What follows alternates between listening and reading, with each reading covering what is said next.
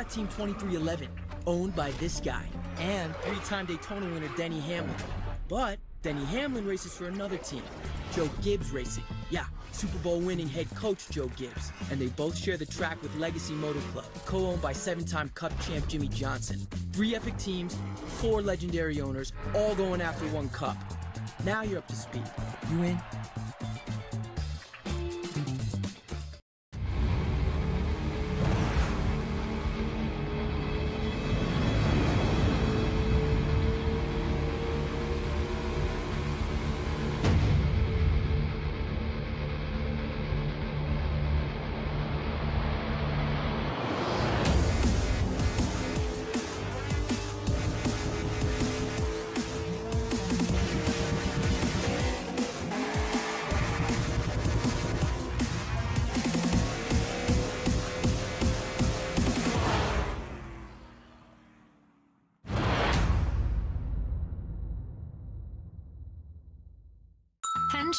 Summer is here and you've got places to go. She's headed to a golf tournament. This one's headed to the beach. And he's headed to a music festival. And they know every good road trip starts right here. At Hendrick Automotive Group. We'll check your battery, tire pressure, top off your fluids, Check your cooling system. And do a multi-point inspection. extending the life of your vehicle. And keeping you safe anywhere you want to go. For free. Just make sure you're road ready. All good road trips start I'm hearing myself Book your through road ready appointment today Streamlabs. at hendrickcars.com. All right, now I'm on. Last year, Ram killed. All right, now we the have Hemi audio. V8, and people had opinions. The same people that killed the Hemi sent me out here. Sorry, with these everybody. comments. We've been having difficulties. We had to throw the ad up real quick just to see if we have audio. We are back. We got race audio. Let me do this intro one more time. Thank you, Jordan, for the heads up on that. Ladies and gentlemen, banging bumpers to 25 here at Martinsville. Last race of the round of 8 elimination race tonight. Right now, here we are moments away from an exhilarating hour, well, 2 hours most likely, 2 hours of action-packed racing. Last time we came to this track, we had 31 total cautions on the night before that night ended. Will we see a resurgence of that again due to the driving patterns and habits, or will they clean it up?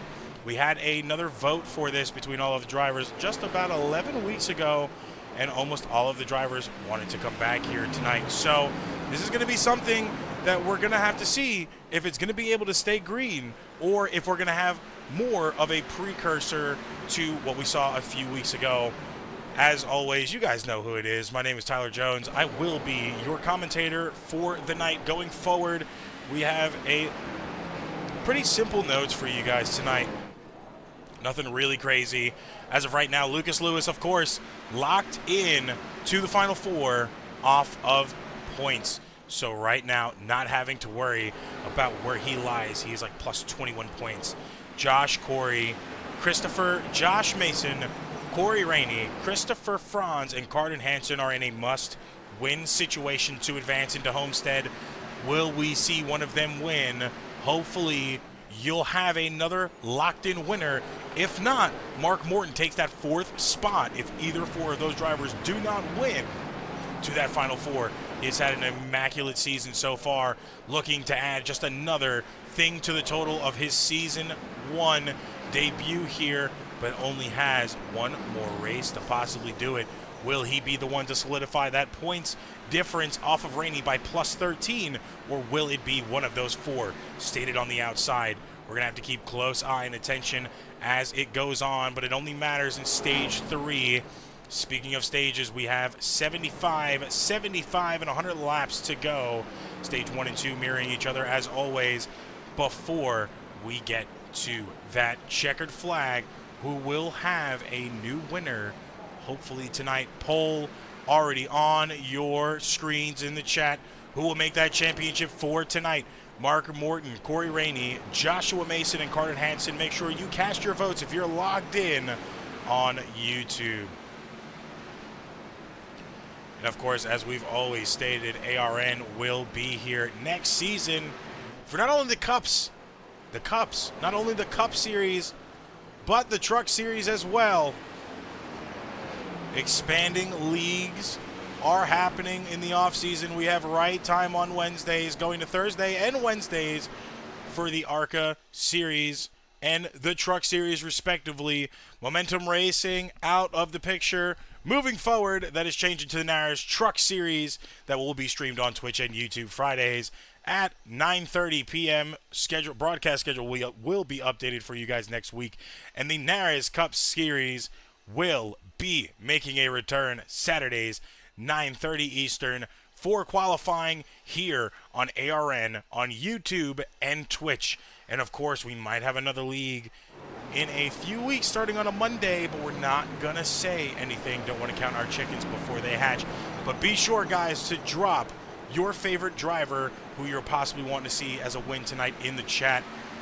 Warm-ups now officially closing out, I do believe, in just roughly 5 minutes and 42 seconds.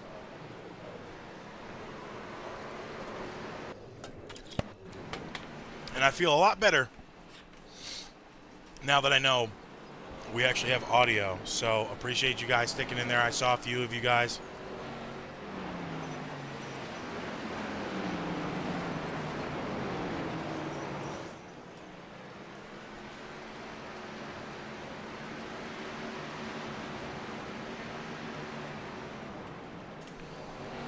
I appreciate you guys trying to get my attention and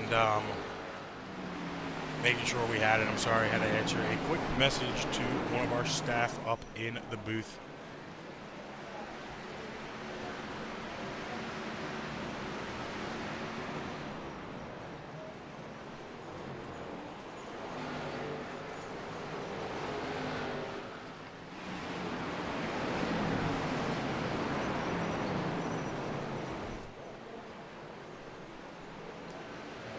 Got something different for you guys.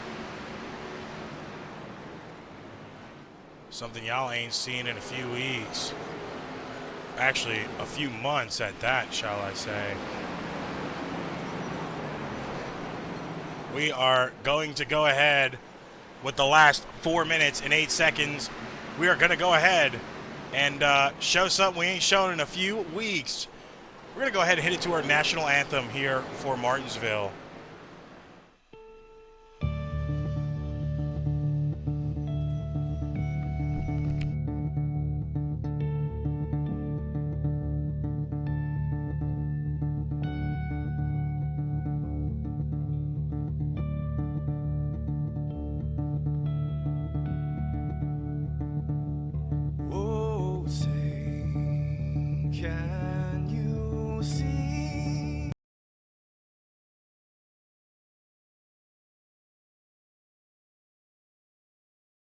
Welcome to VMT Collectibles, your pit stop for premium collectibles.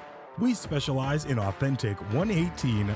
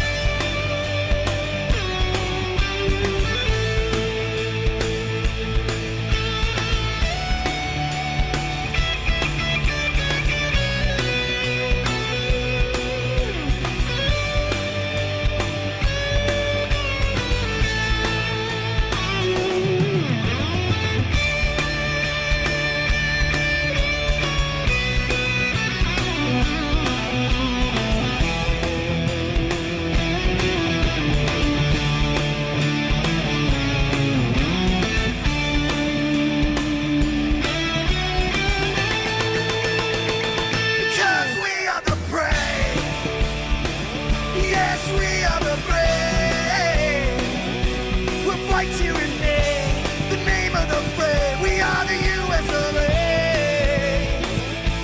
For those unaware, that flag is still there. It's our future to save, this land of the brave, the US of A.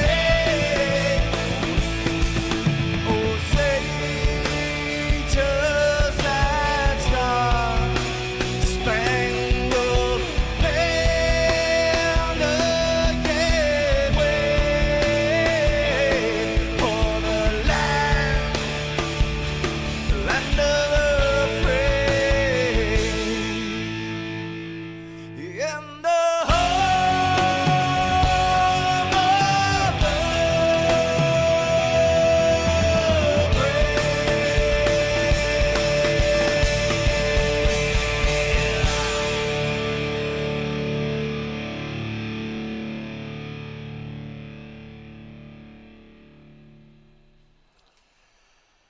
Beautiful rendition there. Just perfect timing, even with the hiccup of clicking the wrong videos. But now we are set. Racing action about to begin. Just a few moments. Grid now underway. Looking at your qualifying grid on your screen. Official grid showing right now. Mark Morton with the pole here tonight. This is a car that is in that last Final Four spot, fighting with 4 other drivers to possibly get this win to advance himself in the Final Four race next week at Homestead, Miami. Lucas Lewis in the 11 sitting in second place. Isaiah Fox, last week's winner, sitting in third place. Corey Rainey in fourth, respectively, waiting to grid on the track at this point in time. Joshua Mason, there he is. Joshua Mason in the 88. No, show my grid. Don't take it away. Joshua Mason in the 88, sitting in fifth. DJ Vincent on his outside in sixth place. Stevens Hollinsworth. Jordan Parker actually qualified in seventh. And Stephen Hollinsworth in eighth. Josh Ryder in ninth. Mark Randall in 10th place.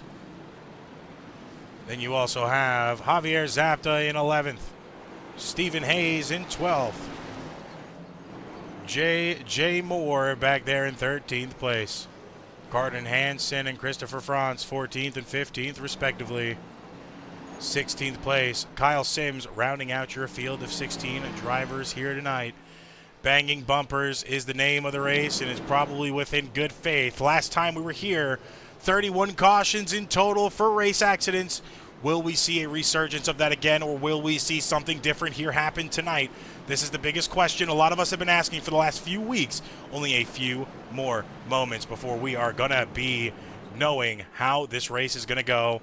The first few laps will be the telltale, and you will know by at least halfway. 75 laps for stage 1 and 2, 100 laps for stage 3 will decide the winner. Now we are getting to that position where these drivers are warming up their tires. Mark Morton going to be taking us to green. Once that pace car dips off and goes back into the pits, right now lights are off, signifying there will be a green flag start coming in a few moments.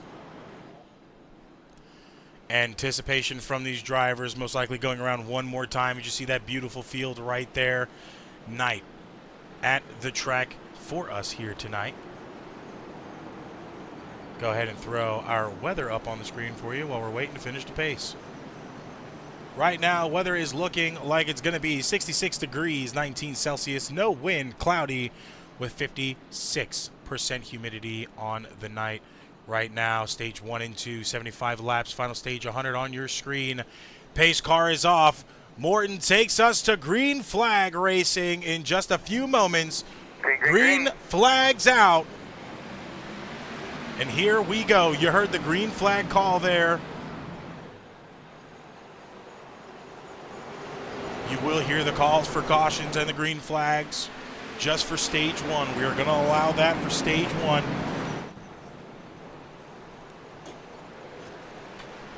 Mark Morton doing a great job right now. Keep himself out front, not dancing with the devil yet. but most likely will be at some point in time. Right now, Isaiah Fox is sitting in second place. Joshua Mason in third. Lucas Lewis down 2 positions, sitting comfortably in 4th place right now. Running at your top 5 is Jordan Parker. He has been advanced into that Final Four, running a beautiful prime scheme tonight. Was going back and forth on what scheme he wanted to run. I heard it was supposed to be possibly a Hooter scheme, but he went with the prime scheme for tonight. That is the one you're seeing on that car right now. Big difference. They are pretty staggered from 3rd to 5th. At least all within a second of each other. Morton still comfortably holding the lead right now, going through the back of the field right now, sitting in 6th. Someone that needs to get a win and to be into this Final Four. That is that number 4 car, Monster Energy, Corey Rainey, you see on your screen right there. Just behind him in 7th place is Josh Ryder in the 32. DJ Vincent in the Oreo scheme,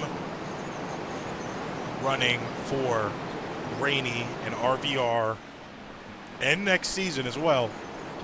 In 9th place right now, rounding out your top 10, Javier Zapta in the 23, and just behind him, the number 5 of JJ Moore. Good single file driving here so far. All of these cars doing a pretty good job trying to be really conservative. I heard in the race chat, in the meeting with the drivers, the drivers meeting, that they were all wanting to not go so crazy, just kind of enjoy each other, respect each other on the track, and just go gung-ho within reason.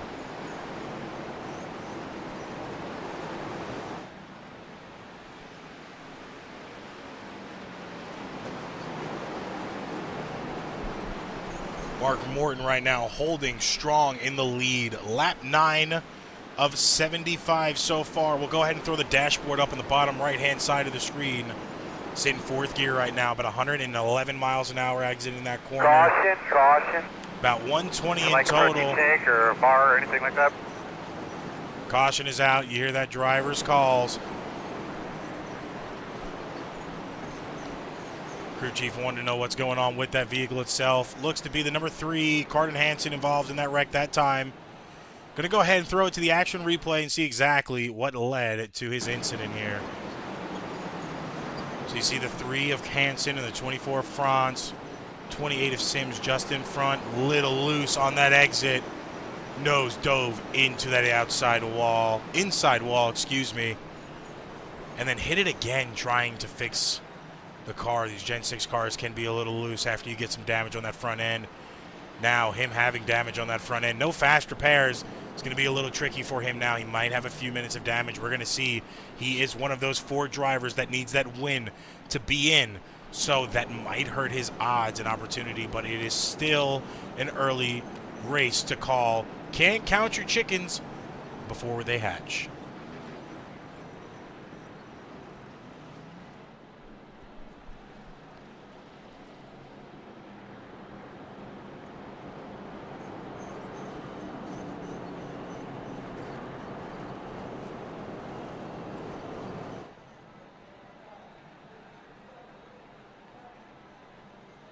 Now looking to see nobody really wanting to pit. And it's pretty early. We only had 11 laps.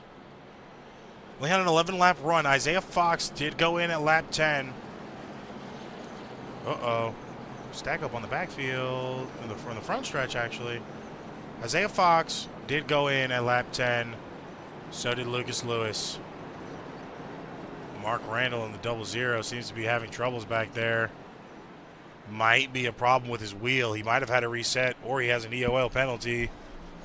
Don't believe he would have got a penalty. Beautiful ballpark Frank scheme on that car for that 00 here tonight. Does a pretty good job of making graphics for the guys. If you need graphics, that's a guy to hit up right there. But now going all the way back to 15th place, a little bit of a stack up there. Mark Morton still your leader at this point in time. 88 of Joshua Mason is now fighting the person that is comfortably, no, I wouldn't say really comfortably sitting at that last Final Four spot, but is sitting at that Final Four spot with one of the must-win drivers that's going to be starting on his outside right there.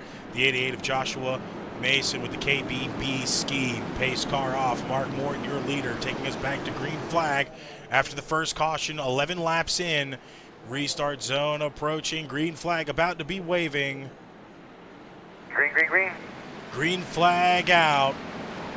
The Amp Energy 8 caution, car caution. rolling. Man, tell me what you got. Another wreck in the backfield.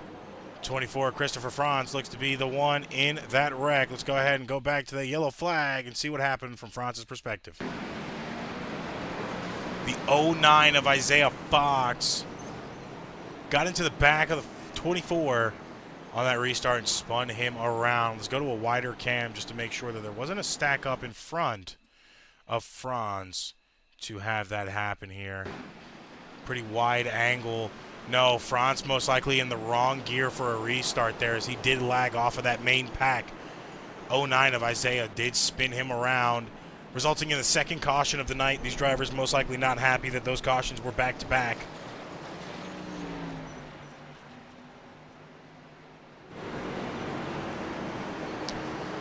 Little unfortunate situation there. Now we are gonna have to wait. Few more pace laps to go around before we can go back green. Mark Morton still your leader at that point in time of that caution. I know he's happy about that.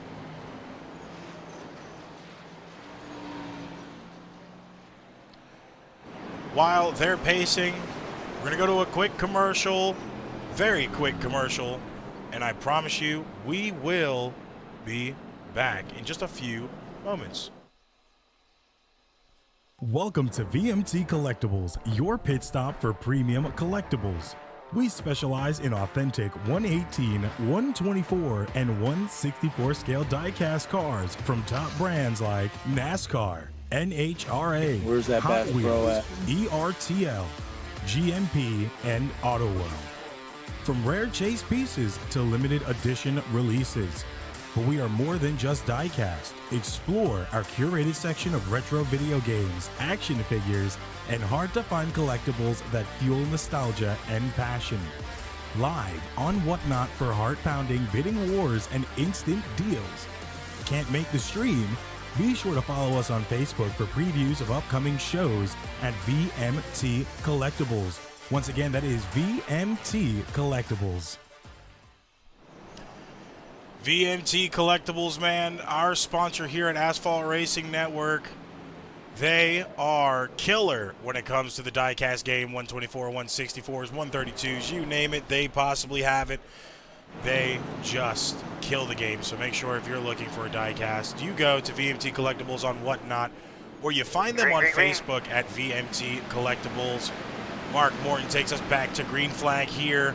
Second caution of the night now officially over. Back to Bumpin' Bumpers 225 here at Martinsville Speedway. Or Bangin' Bumpers. Bumpin' Bumpers makes no sense. You already saw 09 of Isaiah Fox banging bumpers tonight. Was the second caution of the night there. Spun out the 24.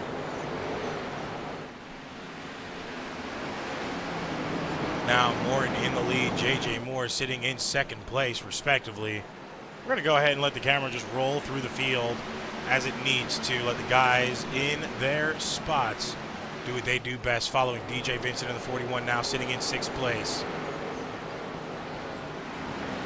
A little bit of a scrub off the wall there from the 09 of Fox, running a Minutes to Midnight Lincoln Park scheme. That is not Minutes to Midnight. There's 1,000 signs. What am I talking about? You'd think I was a fan. Right now they're too wide, side by side. That's Stephen Hollingsworth and Corey Rainey up front. Rainey starting to get the edge out on the 67 in that Coors Light machine. 2 Fords fighting at it right now. Which Ford's going to be the one to prevail? Make sure if you haven't already.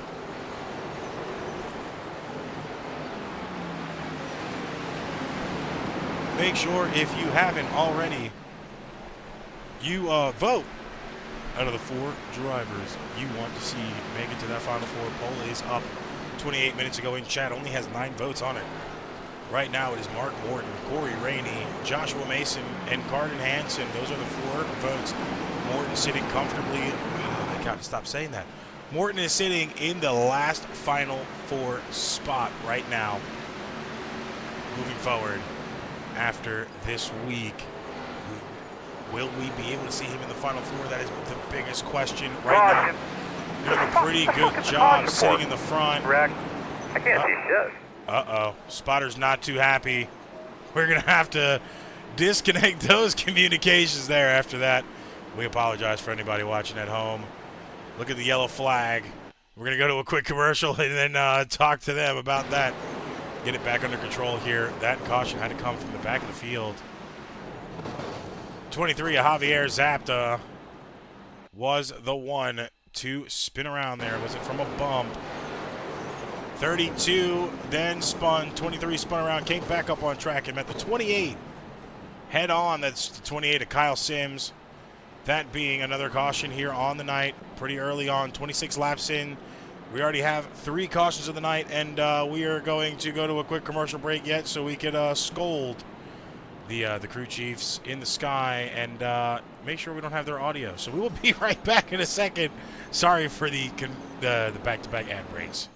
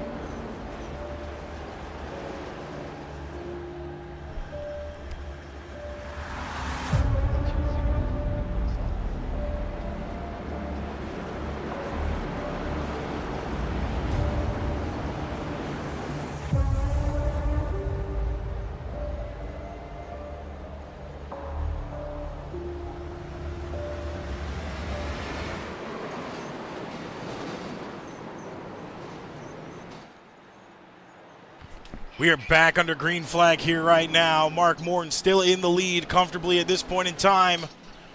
Another caution out on the field. Who was that from now? Looks to be the 82 of Stephen Hayes around this time. Back to back to back cautions. A little stack up here on the restart most likely, or he just didn't get going and the caution was pulled. I know it happened in front. Looked to be the 4 car. We're gonna try to figure this out for you guys.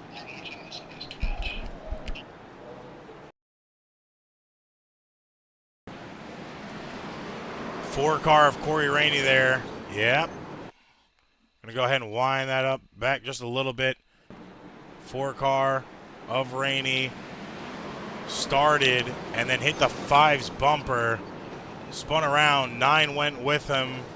28 of Sims in pits at that point in time. 41, 24, 3, and 82 all also involved in that wreck. Not a good situation to have there. 82 still stopped on the track. That's Stephen Hayes. He's still parked on the track right now. Corey Rainey in pits this time. Kyle Sims as well in the pits. Mark Randall in the pits as well this time by. Josh Mason in the pits as well. Jordan Parker, of course, as well. Damage to that front bumper. DJ Vincent in as well.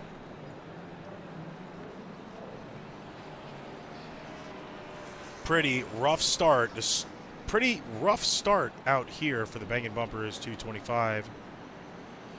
Lap 33 at this point in time with another caution out right now. Looking at your race recap right now, we have 33 out of 250 laps in total. I kind of liked it with the red. 33 out of 215 laps in total. We've had 4 cautions for 15 laps of the night so far. So about half of this race right now has been under a yellow flag. Hopefully that will change. Remember, last time they went here, it was a little bit difficult as well. 31 cautions totaling the wrecks. By the end of the night, there was 33 cautions in totality.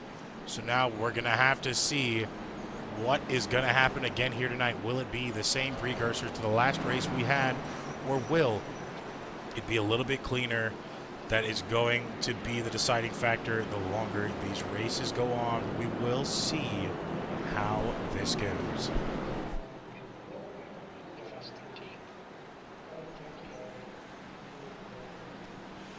Mark Morton still in the lead right now with the 4th caution of the night already being out.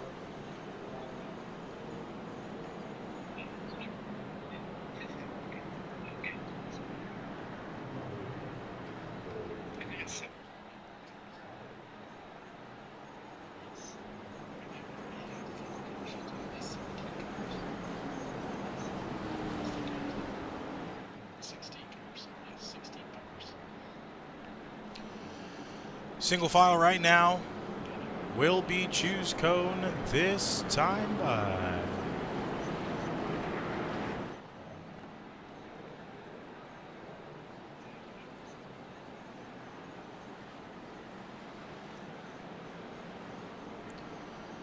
Like we said, 4 cautions on the night so far tonight, totaling about half of the race so far. I believe 17 laps at this point in time before we go back green. Have already been on cautions.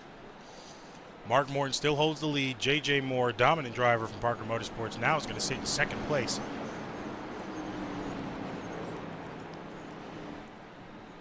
'09 of Isaiah Fox is going to be in 3rd. Lucas Lewis sitting comfortably in 4th. 5th place, we're going to have Stephen Hollinsworth rounding out your top 5. Mark Morton, here he comes back to the green flag in the restart zone. Green flag waving. Mark Morton still in the lead. Good jump there, 09 of Isaiah Fox. Doesn't have to worry about him if he does get the win. He's already locked in. He does not need any of those 4 drivers outside to get the win if he wants to see himself in that Final 4 Homestead race next week on the 17th.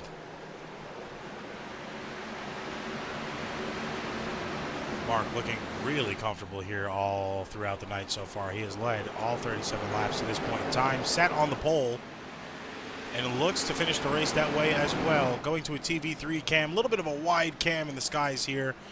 Throw it to TV mixed for you guys so you get a little bit of everything going on here. Possibly some nose cams as well. Mark Morton dominating this race right. Mark Morton dominating this race right now in the front. Lot of single file behind him.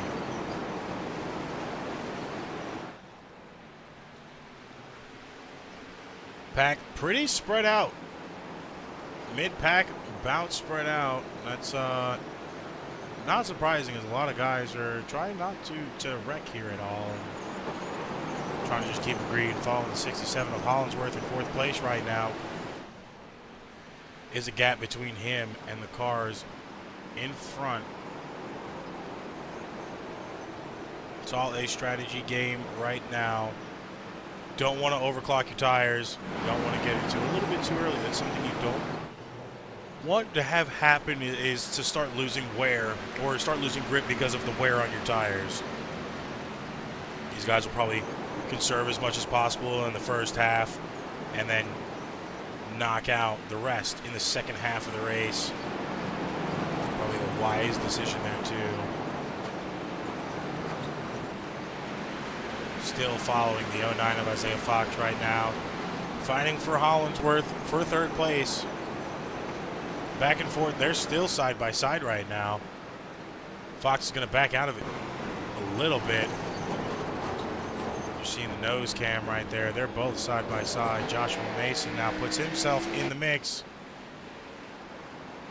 Passes both of them for 4th place. Trying to lock himself into that Final Four. Needs a win here tonight if he wants to do that. That is a must-win situation for that 88 car. Morton's still killing it in the lead right now, doing a really good job. And it's probably the best position for him to be in, being that last driver on the list of Final Four drivers. In the front, you're not going to have many wrecks. It's most likely going to be a lot of wrecks from people in the back of the field. Smart decision we're seeing from him to hold it out.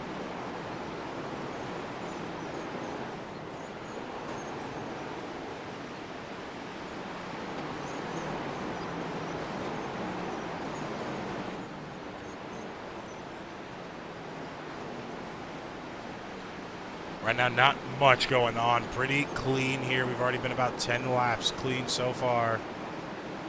Going through your field, Joshua Mason still sitting in 4th. Stephen Hollandworth in 3rd. J.J. Moore in 2nd place, about a second behind Morton. Isaiah Fox running out your top 5. Just behind him is Corey Rainey, who is a lap down at this point in time due to some damage on the car.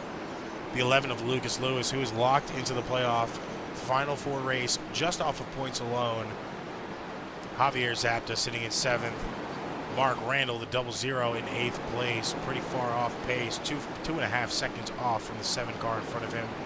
Rounding out your top 10 right now, the 24, Christopher Franz, who is in a must-win situation, as well as the 10th place sitter of 32, Josh Ryder. He's not in a must-win situation. That last must-win goes to the number 3 of Carden Hansen.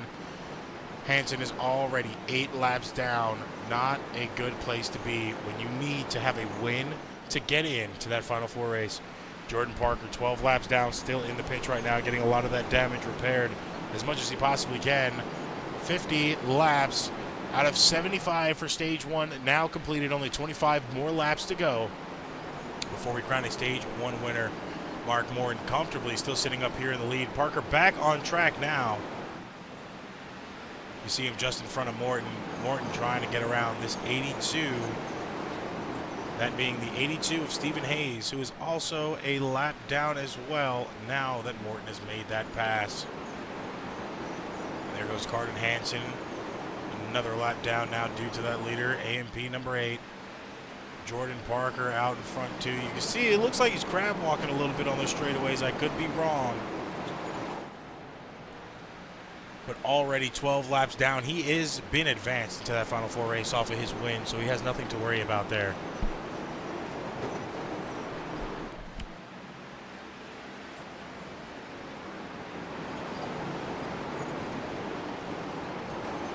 Mark Morton now getting around the 9 of Parker.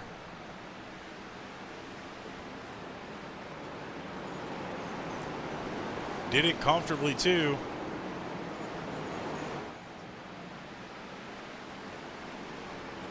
Now Parker finds himself back in traffic.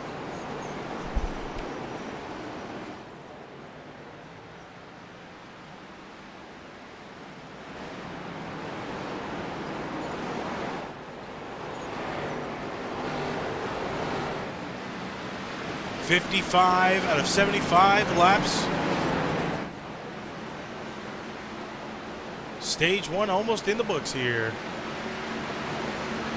Mark Morton still has almost a full second advantage over the 5 of J.J. Moore. He is now looking to take away Stage 1 for himself.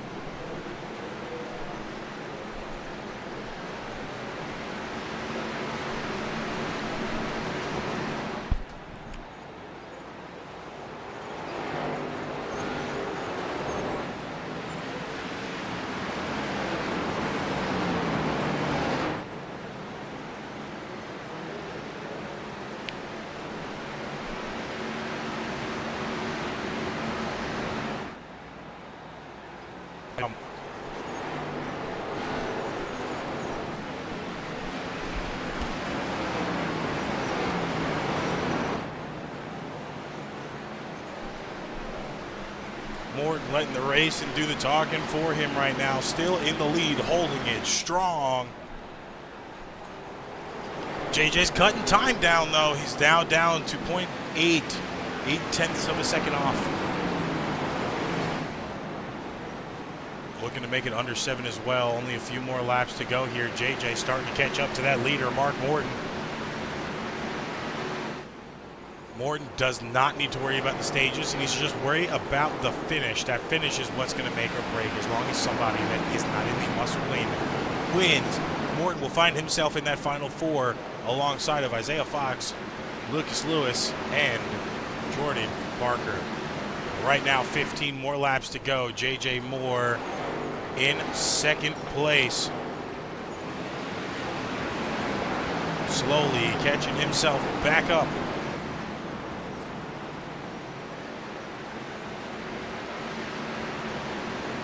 Field seems to be pretty spread out now. Go to the blimp cam, see if we can see anybody. Stephen Hollingsworth in 3rd. Josh Mason in 4th. Lucas Lewis sitting in 5th, a ways back with Isaiah Fox. Last week's winner just behind. Mark Morton, though, holding the lead strong. 13 more laps to go. Bangin bumpers 225. Stage 1 almost done.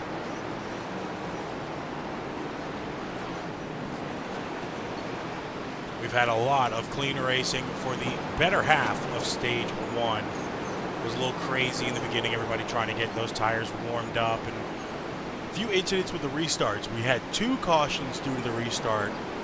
2 cautions were spins on the actual track. That second caution totaled up at least 6 drivers that really hurt themselves. Now the 28 of Kyle Sims has parked that car in the garage and is officially out for the night. Sims not in contention for the playoffs.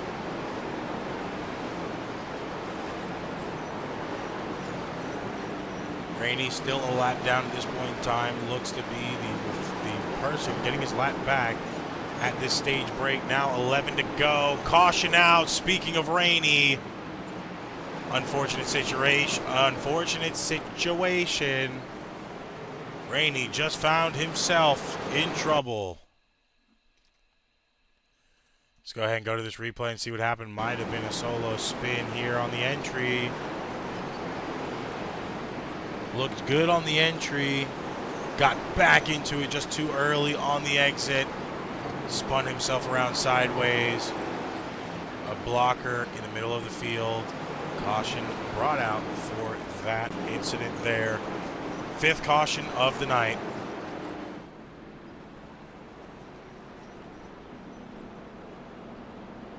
Gotta wonder if Morton and anybody in the top 5 is going to go into pit. Are they going to finish this race? Are they going to finish this stage on the same tires they started with?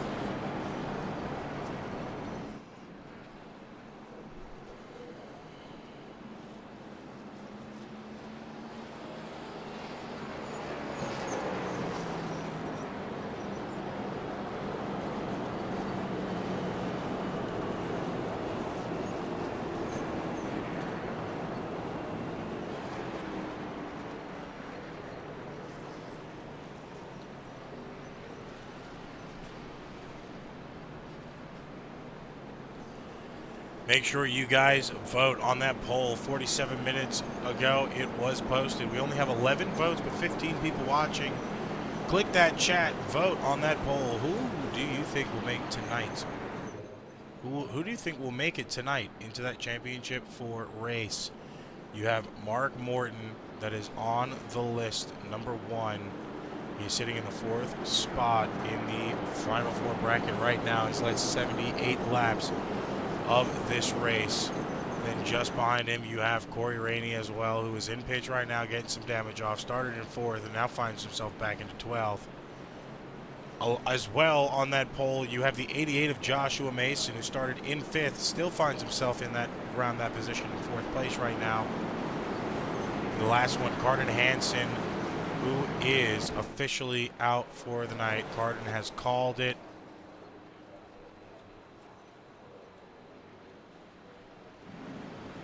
Car is out on the night.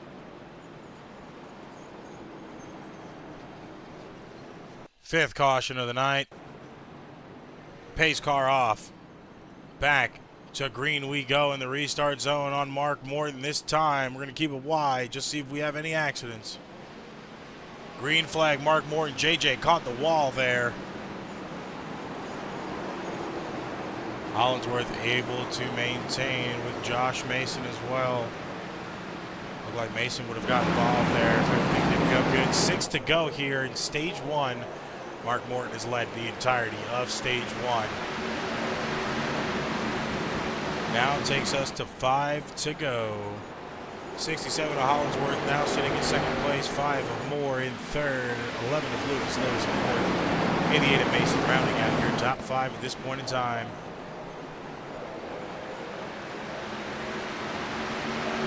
That A&P number 8 looking to do it all.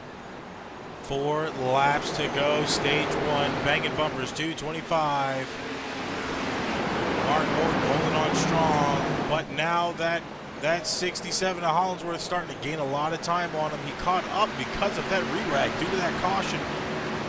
Now Mark's got a little bit of competition behind him, especially being the 11 of Lucas Lewis, getting pretty close to that 67's bumper right there. Few scraping the wall. Mason and ooh, hell of a bump and run from the 11 of Lucas Lewis. 67 in the wall after that. Lucas was advised to be clean with his racing in that meeting tonight.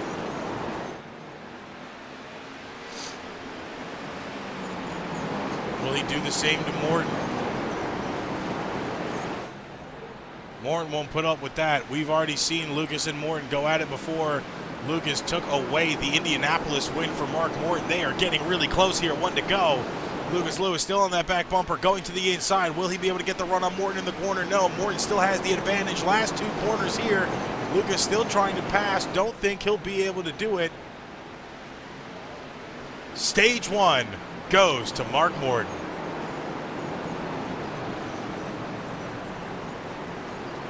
What a hell of a run there. Those last 4 laps, Lucas Lewis bump and run out the way to the 67 of Hollinsworth. And just made an amazing run there to try to get on the inside of Mark Morton, but unfortunately couldn't do it. We're going to go ahead and watch those few laps back while they are going into pits for stage 1 break here. This is where Lucas starts to dial it in. You see him pass the 5. He slowly starts reeling it in on the 67. Gives him a few bumps in that corner. Then on the next run by, gives him a bump and run. I believe it was this corner this time by.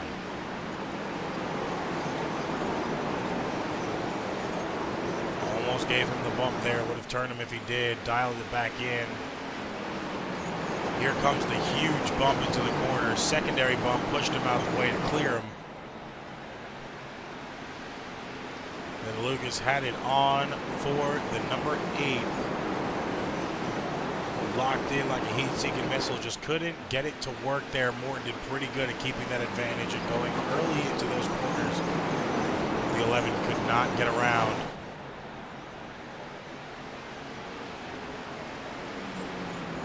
You're seeing it right there. 11 had to check up there, did not want to spin him or hit that apron. They would have spun him out. Mark Morton takes it that time by to the line. Full contact almost in the entry of that corner. Insane racing there, but Mark Morton takes stage 1 for himself.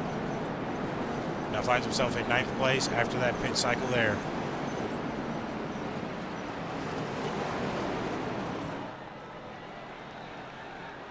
Your leader at this point in time is going to be the 32 of Josh Ryder. 09 of Isaiah Fox going to be sitting on the outside of him for this restart. 11 of Lucas Lewis in 3rd. Stephen Hollinsworth in the 67 in 4th. Running at your top 5 is going to be the 24 of Christopher Franz, who is in a must-win situation. Javier Zapta and Josh Mason sitting just behind top 5. Mark Randall sitting in 8th place. Mark Morton just behind. Stephen Hayes in 10th, running out your top 10. Pace car off. Josh Ryder takes us to green flag this time by start of stage 2. 75 laps for stage 2 as well. Stage 3 goes to 100. 09 already getting gritty with it, going to the inside. Gets around the 32, holds it. 32 gets a little bit wide there, still green. 24 in the wall in the back, lost at least 5 positions there. 3 to 5 positions he lost.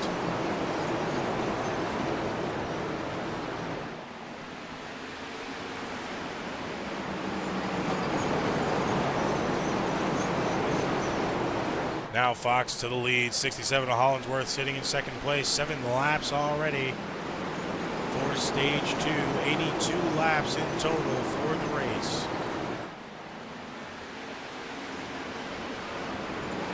A lot of single file going on, but there's a little bit of movement back there between Javier Zapta and the 88 of Joshua Mason.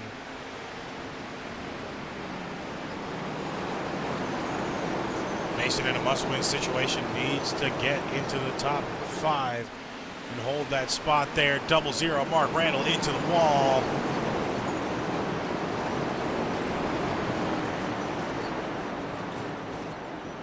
Caution, number 7 is out.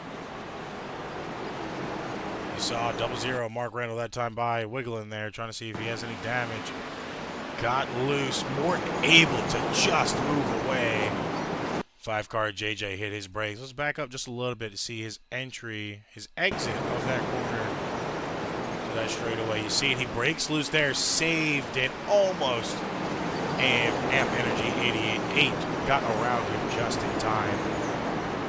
Same with that 5 of JJ Moore. 7th caution of the night. Josh Mason entered pits as well as JJ Moore that time by.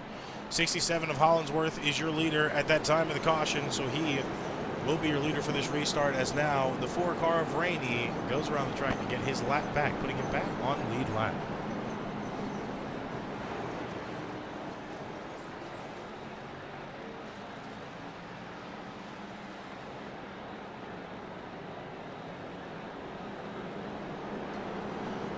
It's an unfortunate situation. We've already seen one of our playoff drivers had to put it in the garage due to the damage on the car.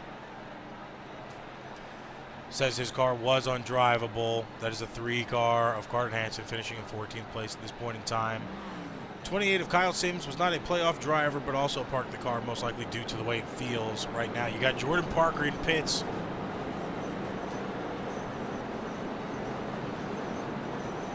.00 Randall in pits as well.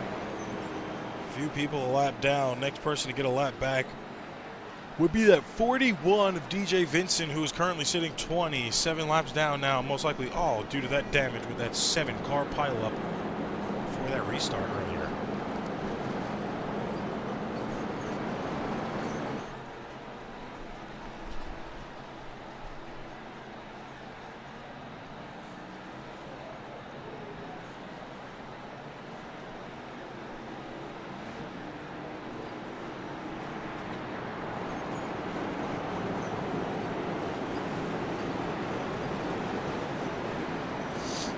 Now double file they go. 67 to Hollingsworth, your leader for this restart. Bangin bumpers, 225 here at Martinsville. Pace cars off. 67 takes us back to green flag in the restart zone. This time by last corner before we go back green. And green flag is out.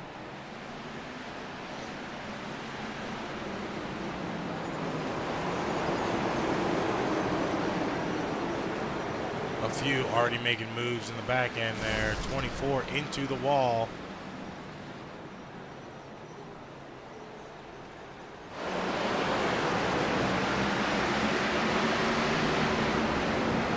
'67 runs away with it right now.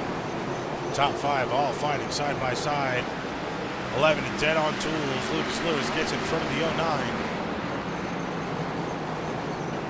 09 gives him a little bit of a bump there. Lucas hit those rumble strips but did not break loose.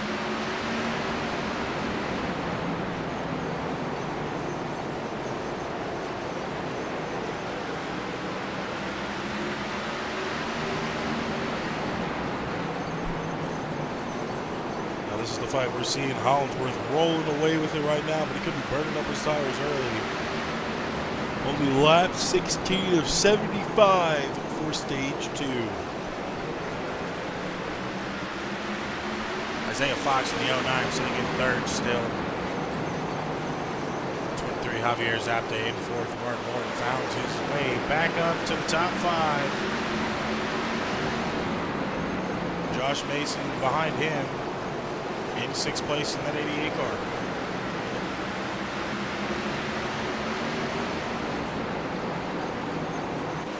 Josh Ryder sitting in 7th. J.J. Moore just behind in 8th. Now back in 9th is Corey Rainey in the 4 car. Needs a win to get in. Only 3 drivers left in that situation. It's the 88, the 4, and the 24. Back up to your leader, Hollingsworth, doing a good job in the front of the pack.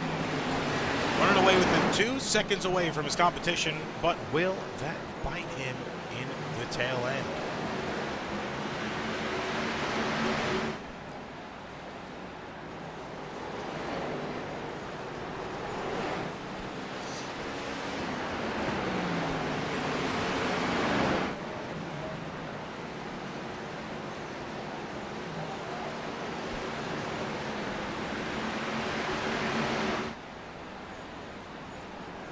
Lap 21 of 75. It's still Hollingsworth's game right now. Nobody else is around him on the track.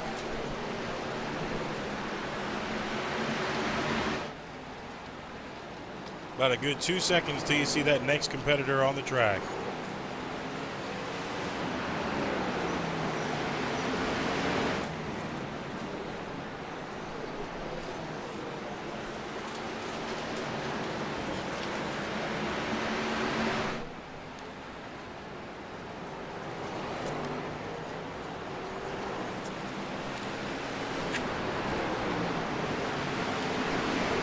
Sorry guys, trying to get a drink there. Hollingsworth still currently in 1st. Let's go ahead and look through the rest of the field just a little bit here. Get some eyes on some guys in the backfield. Right now, sitting in 12th place, the 82 is Stephen Hayes.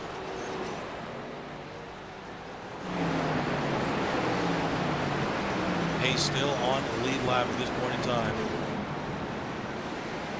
Mark Randall, after his earlier spin, finds himself in 11th now.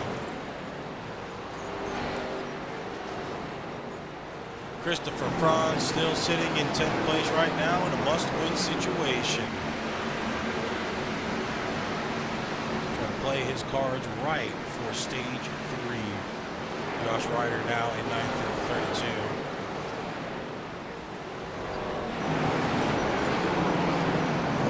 Still sitting in 8th place right now for lap 4. Positions down from where he started. Josh Mason just in front of him. Those are 2 must-win drivers fighting at it right now. Mason sitting currently in 7th.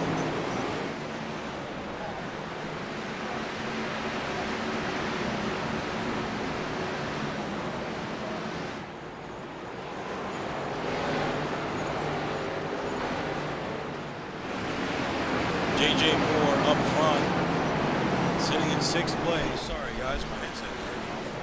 Kind of scared. J.J. sitting comfortably in 6th, making a move on Zapta right now, puts himself in 5th. Good clean move there in the corner to do it. Isaiah Fox comfortably sitting in 4th place right now, already advanced into that final 4 race. Mark Morton now finds himself in 3rd. He's moving his way up the ladder. Lucas Lewis is just in front of him in 2nd place, but you see that leader well ways away in front of both of these cars. Roughly almost 3.5 seconds away from both of these 8 and the 11 fighting on screen right now. He's entering 3 and 4. They're just having action. Actually, that time. 8 car is on a steamroller tonight. He is blowing through the field comfortably as possible. We're also getting word Jordan Fisher doesn't show up on the tower as Fisher. He had his name changed. Jordan Fisher has also parked his car for the night. He has too bad of a damaged rear suspension. Was that grab marking I was talking about earlier that you saw on your screen. So Parker already out of the race tonight at Martinsville, will most likely join race control of the booth as he is the owner and will be in that Final Four race next week. So no sweat off of his back tonight. Yes, he wanted to race, get some practice, but better finishing position than last time he did at Martinsville when he came here. But can't be too mad when you're still in good hands moving forward, sitting comfortably in that Final Four race, fighting for a championship back-to-back years. Can't ask for more. Stephen Hollingsworth now having to fight a lot of lap traffic in front of him as Mark Morton is now only 2.5 seconds behind. 36 laps out of 75 for stage 2. Still anybody's game here. We've seen it. They're able to make it. Morton rolling in deep to these corners, making these moves work here now. Stephen Hollingsworth just in front. Not too far behind.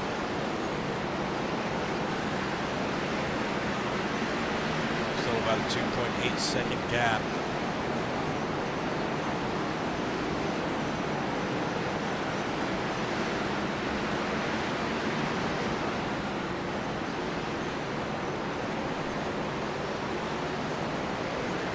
Seems to be a Mark Morton type of night here.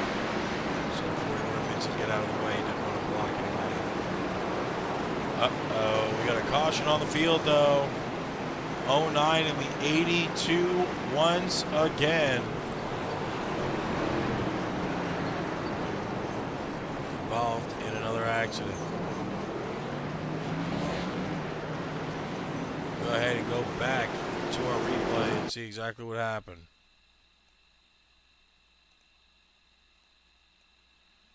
All right, we're going to follow the 82 of Stephen Hayes now.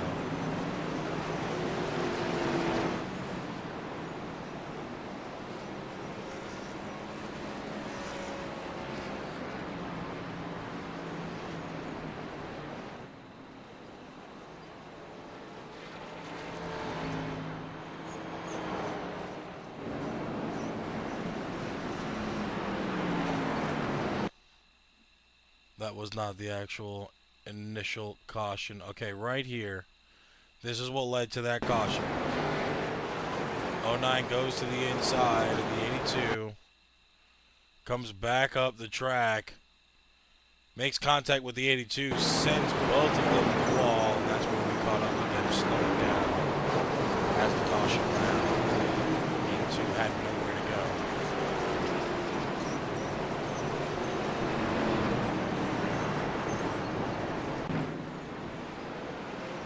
Eighth caution of the night here at this point in time.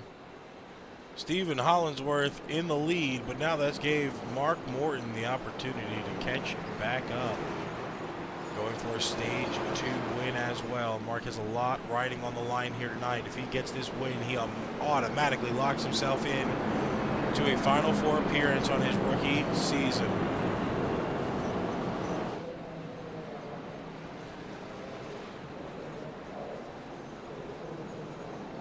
Lucas Lewis will be joining him in that 11 for that Final Four race if Mark's able to take it all the way. Josh Mason still needing that stage 3 win to be into that Final Four. It's same with Corey Rainey as well. 2 drivers within near the top 5. Mason just holding that top 5 spot. Rainey just outside in 6th. As well as 24 of Christopher France, all need that win here tonight. Mark Morton needs that win to not get knocked out by any of those 3 drivers. If it's the same winner that was already locked in, Mark stays comfortable as Rainey will not be able to catch up to him in totality. Now Hollingsworth takes us back to the green flag here. Lap 43 out of 75, now underway.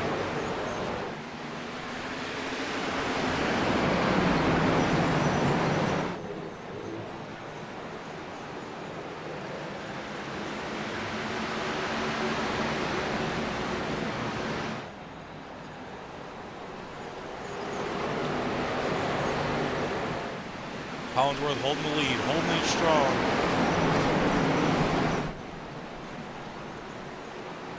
$30 more laps to go.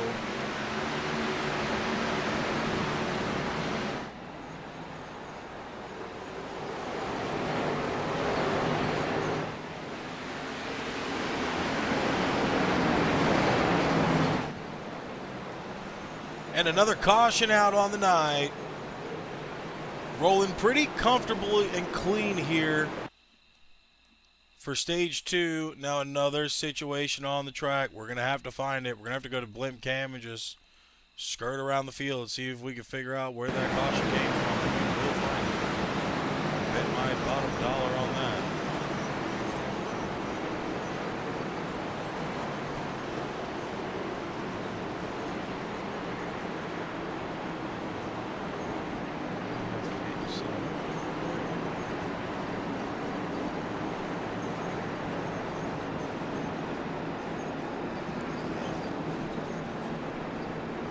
Okay. Got a little sidetrack there. Sorry, guys. We're going to have to go back and try to find it again. Follow the front of the field.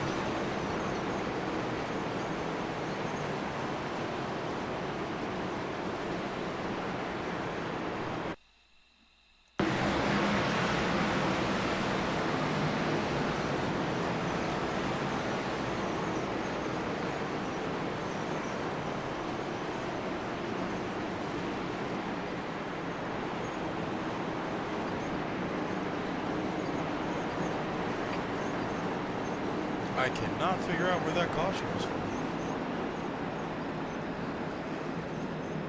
Caution came from Martinsville. I heard the wrong button. Okay. Well, ladies and gentlemen, we got a special guest commentator for the rest of the night. Yours truly, the owner of the number 9 Parker Motorsports and the owner of NARAS Cup Series, Jordan Parker, will join us. Excuse me, dude. It's such a bad habit to break. Paul, I apologize for it. Jordan Fisher. I understand it. Name change in the middle of the season. You kind of got to get used to it again. It's more than the middle of the season. But hey, government papers take weeks to get back. At least you actually got yours back before next season. So maybe I'll have some time to, break it. I don't think I will, but maybe, we can pray for it. Well, something that you got to break here is these cautions. It seems like something is going on that just replicate what happened last time. Yeah, right now it's pretty tough. We are at 123 laps, and we have had 9 cautions so far. I feel like at this point in time, our average is a lot better than it was a few weeks ago, last time we came to Martinsville, but still not wanting to tally too many more in stage 2 because it's just going to be worse in stage 3. Green flag back out here now. Bangin bumpers 225. Hollingsworth still has the lead. Lucas Lewis sitting in second. A little bit of contact there. Mark Morton in third, side by side with the 88 of Mason, who is looking to eliminate that 8 car tonight. Whoa, contact again between Morton and Lewis there.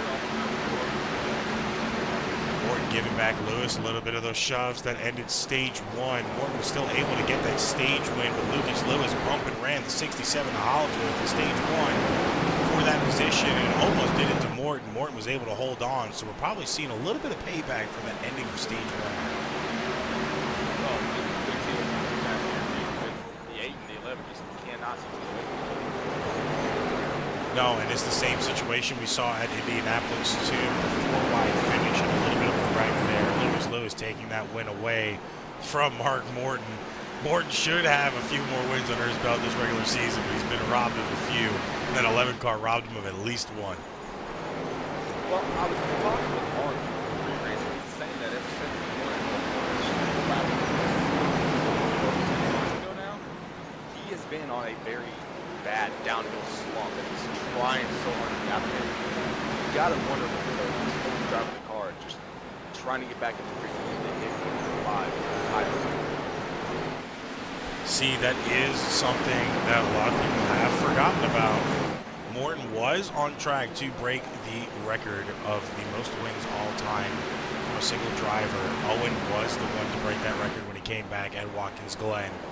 Morton's still trying to get for that record, but it's just been, like you said, a downhill slope for him since that last win. He's been in wrecks, race-ending wrecks that have just damaged that car to the point where he's put multiple laps down. Tonight is the strongest we've seen him in a very long time, dominating almost all of stage 1, and now trying to gain that stage 2 advantage. A little bit of contact with the wall there. Personally, I think where Morton's head at is win the race, lock yourself in, see you next week. If you can't win the race, keep the guys that are in the must-win situation well away from first place. One of them is right behind him right now. That is the 88 of Joshua Mason, sitting in third place, only a second behind that A car of Mark Morton. I was gonna say, we gotta give the 88 a little bit more credit where it's due and give him some more camera time. He's come from the back a few times. That massive track block. I was I say that he gets loose. Sitting in third though, with that thing really strong enough car to chase him down. But yeah, seems pretty loose in those rears right now. Could be that damage still affecting him. Obviously, some unrepairable damage most likely on that car. The 11 having to brake pretty hard there, so it seems like the 88 of Mason can't drive it 100% as the cars behind him are. You got to wonder, is that going to make the 11 a little bit aggressive here, wanting to pass, knowing that that 88 is going to slow him down. Unfortunate situation if he does, because it's going to cause a wreck. Another bump. We've already seen him bump and run once tonight. They're stacking the ball behind him, too. 4 of the 5. Not a good situation there. Almost another wreck. Thankfully, they gave the 88 somebody. They gave him some breathing room to regather the car, regather his thoughts. 67. Yeah, Mason right now about almost 2 seconds, second and 3/4 back from Mark Morton at this point in time. Morton on the heels of our leader right now, the 67 of Hollingsworth. Trying to go for the stage 2 win, possibly. Looks to be sweeping this race. It's what he wants to do. Can't count your chickens before they hatch, though. 67 still in the lead. 13 more laps to go to stage 2. Who will take it? Will it be Morton? Will it be Morton going back to back? Or will it be the 67 taking his first one? I almost called Mark Morton Mark Martin. Well, his car looks like something that Mark Martin would drive. It's got that retro green top and side skirt. Yeah, I like it. Very simplistic, old school, early 90s throwback from Morton tonight. God dang it. Morton tonight. I'm Parker, he's Parker. Switching Be up all right. tonight. Everybody. Hey, look, when you sell 79 164s on whatnot, your brain's scattered for the rest of the night, okay, man? This is a 3-hour show. And a whole lot of packing to do tomorrow right now. Another driver that's in a must-win situation, Corey Rainey, number 4, sitting in 6th place right now. We saw him getting a few wrecks early on, had a lot of damage on that car, was a lap down, got his lap back, but is now looking to try to regain composure to go into stage 3.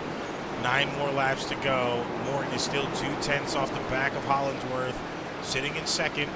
Mason in 3rd. Not really catching much time, but he is slowly catching. Now they're only 1.3 seconds back from the leader himself and the 2nd place car of Morton. Something I know about Morton, though, that I still haven't heard anything official on what happened in that crash, but be sideways. It looks like he was just kind of off scot-free, but remember early on he did, no, it was after the crash. He had that self-spin that did knock the nose of the ball. His car was still showing to kind of keep heat down, and if it's messing with the handling of that race. Yeah, that caution off that restart did a little bit of damage to everybody there. I think the 24 wasn't in correct gear on that restart, and it stacked up the Ford. A lot of his teammates as well, including a few of yours, I believe, you as well included. That was a big one on the restart. We've only had 2 cautions due to restart ability so far. A lot of them have been solo spins and a few wrecks. We saw the 09 and the 82 get into a few times tonight. The 11 did bump and run the 67, but he was able to maintain it off the wall. Did not wreck in the end of stage 1. With 5 more laps to go now, stage 2, Morton is still on the bumper of that 67.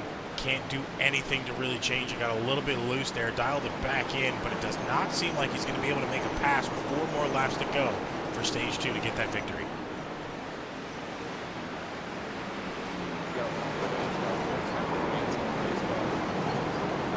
Start yelling at the 88 went wide. 5 got off scot-free behind the 2 leaders there. You got to really wonder if that time 5 was starting to catch the 88. I was watching this battle that was happening. The 5 was catching Mason really, really quick.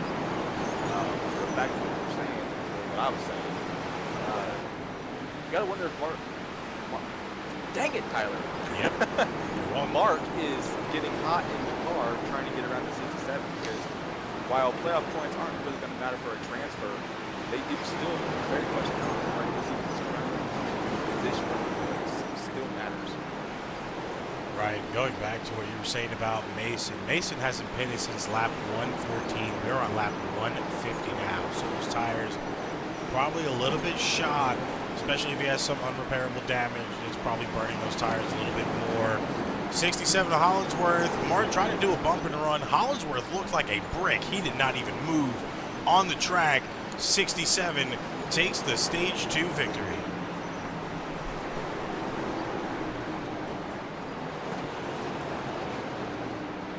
Stage 2 in the books. 100 laps left to go.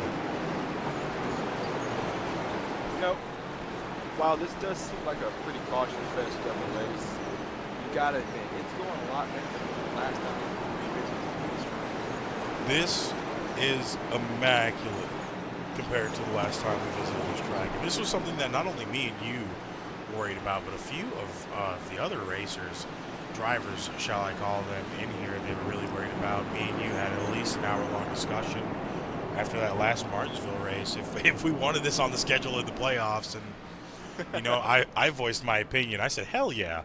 We hit 31 cautions last time. This is the redemption arc. You need it back on the playoffs to see if this is going to happen again, because if it did, then that would kind of give us our timing on where this race fits into next season. Of course, next season schedule on your screen right now, it is coming back to the playoffs next season.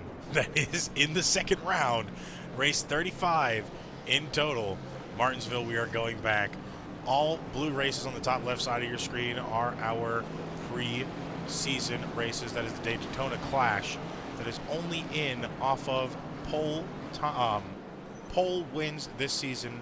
The Daytona qualifying, which will obviously decide everybody's start for the 500, and the Daytona duels. First race of the regular season starting at the Daytona 500, followed up by Hot Atlanta, which I am looking forward to. Then for our All-Star, we move to the Charlotte Oval for the Open, then the All-Star race week 18. Then Charlotte again for the regular season points race in week 19.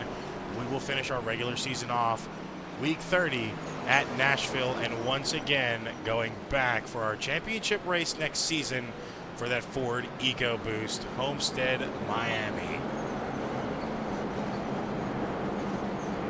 Going back to this race here from the Chiefs, Mark got a speeding penalty, his second one of the night.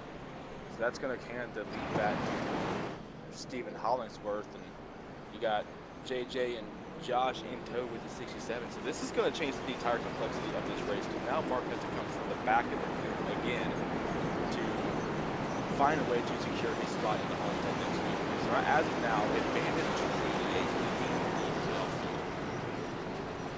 Right, we've seen Morton make a pretty drastic run so far from that 9th place position. Once again in stage 2, will he be able to do it in stage 3 is the biggest question. Top of the field, 67 to Hollingsworth, taking us back to green flag, this time in the restart zone. J.J. Moore, Parker Motorsports to the outside, in a win and in situation, must win. Number 88, Mason, sitting back. Oh, crash in the back of 24. 24 in the wall. No, I expect it with cautions. When you see Rex on the screen, I do expect it. 24 of Christopher Franz, driver of Parker Motorsport, in the wall, is in a win, must-win situation as well. We're going to go ahead and throw it back to the replay to see exactly what happened here off this restart. Looks like he spun his tires again and just got clipped by the 09. The 09 had a lot more speed. It is the same situation we saw in one of those restarts earlier on, I believe in stage 1, that caused the big one to happen. The 09 and the 24 were stacked in front and behind each other, and that is, I believe, what led to the wreck where you got a lot of your rear end damage from. So same situation again. I kind of want to run it back with the dashboard up and see what gear he was starting in, because that might be the situation for him. Oh, can't see the dashboard. Well, it's from what I've been hearing over the radio, it's a lot of mixed gears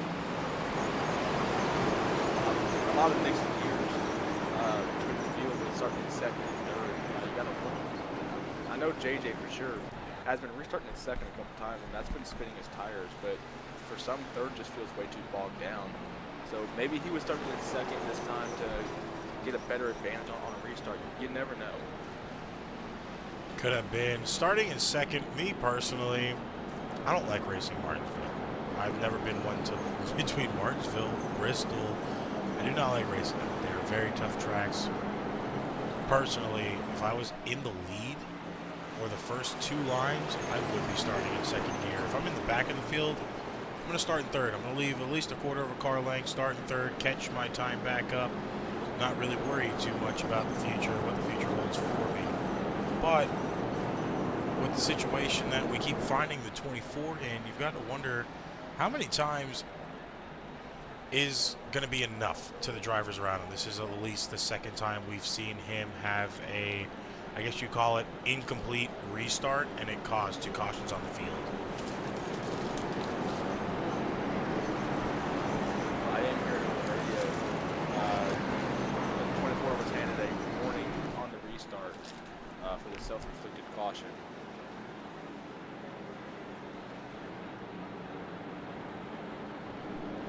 Would make sense with that being his second offense on a restart, causing the caution. Pace car off. Green flag back in action here for the 67 of Hollingsworth, taking us back to green. J.J. Moore on the outside. Josh Mason still sitting in third. Lucas Lewis locked in already to that final 4 in 4th. But look out, as Mark Morton now in 6th place. Doesn't have to make too much of a run up to the back of the field, but still has to make that run if he wants to win. Josh Mason, J.J. Moore, both Parker Motorsports, they're going to be fighting for it. He has 2 cars in front of him right now that are in must-win situations. The 88 of Mason now in second, and the 4 car of Rainey sitting in 4th. He is just behind Rainey right now, and you know they've been working a little bit on these tracks. You've got to wonder if they're gonna be a little bit comfortable here with each other, or we're gonna see a lot of racing aggression slowly come out the more and more these laps go on. Only 13 laps into 100 right now. We still got a lot of racing. Oh, spin with the 23 in the back. Hit the ball. 12th caution of the night is now out. Solo spin from Javier. As the people from Tokar say, trouble! See,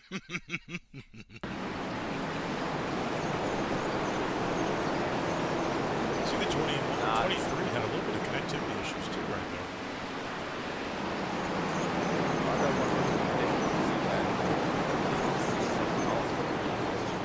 Been lights out tonight. He is dominant on the restarts, dominant on the racetrack under green. Someone who did want to see it, though, is the 88. Hollinsworth right now has led 83 total laps on the night as the leader. I think he's one up to Mark Morton now. We can go ahead and check Morton on the banner on the bottom of your screen. Morton has led 77 laps so far, so now Stephen Hollinsworth pushing himself above what we call the veteran, Mark Morton. Even though he's in his rookie year, he is definitely showing he's got the skill set of a veteran here on the track. I did get a confirmation from Mark. He does plan to return to NARAS next season to go Cup racing. Rumors are he's looking at Doane Carroll and Parker Motorsports. I cannot confirm or deny either of those. I've heard more out of Doane. So could be sticking with the number 8 next season. I have not personally sat down with him and talked. I have heard, though, that, he's hitting the inside wall. Uh-oh. That's not good. That is not good. He might have got damaged. Let's run that back real quick in Owen Lack style. I'm hearing that he had a malfunction. His screen was freezing. Ooh, that slammed the wall. Morton just had this problem last Wednesday, too, in the right time. I tried to sit there and at least 10 minutes trying to get everything straightened out for him. He said it didn't work until halfway through the race. I wonder if he's getting the same situation he had now. He's missing a fender now. He's missing the left front fender of that car, so now he's going to be struggling with a ill-handling race car with not having part of the front of the car now. And it's going to be tough. This is a very short track. You're not going to be able to get your damage done before you get lapped down. So we're going to see how that plays out for him in the next few laps here. All he's doing now, if he can't get this win, is praying that the 88, the 24, or the 4 don't do it. Green flag back out for Hollinsworth. 67 is your leader.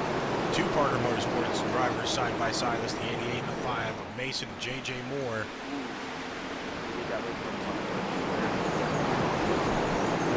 Holding it tight, though. Mark is keeping his own, though, with that damaged race car. He's missing his left front fender. He's definitely keeping his own. So I'm going to wonder if J.J. is going to play some kind of blocker here to make sure that the 88 can stay ahead.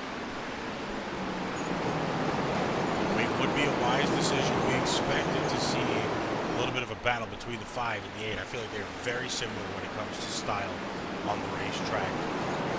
I can't wait to see what next season holds for both of those drivers in general, just because I feel like it's going to be side-by-side action between the 8 and the 5 for wins all throughout the entire season.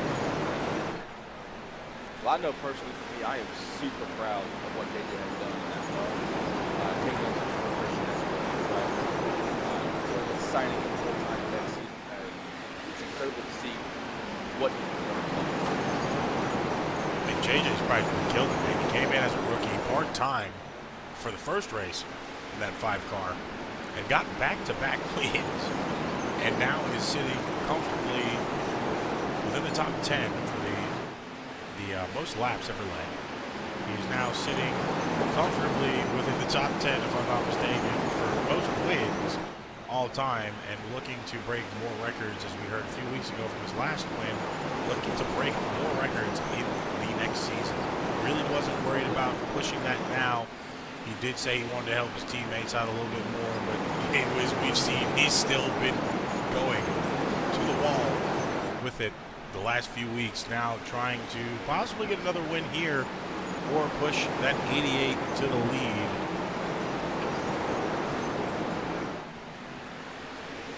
Pretty comfortable up here. Not much movement has been happening from these top 4 drivers. Kind of expected.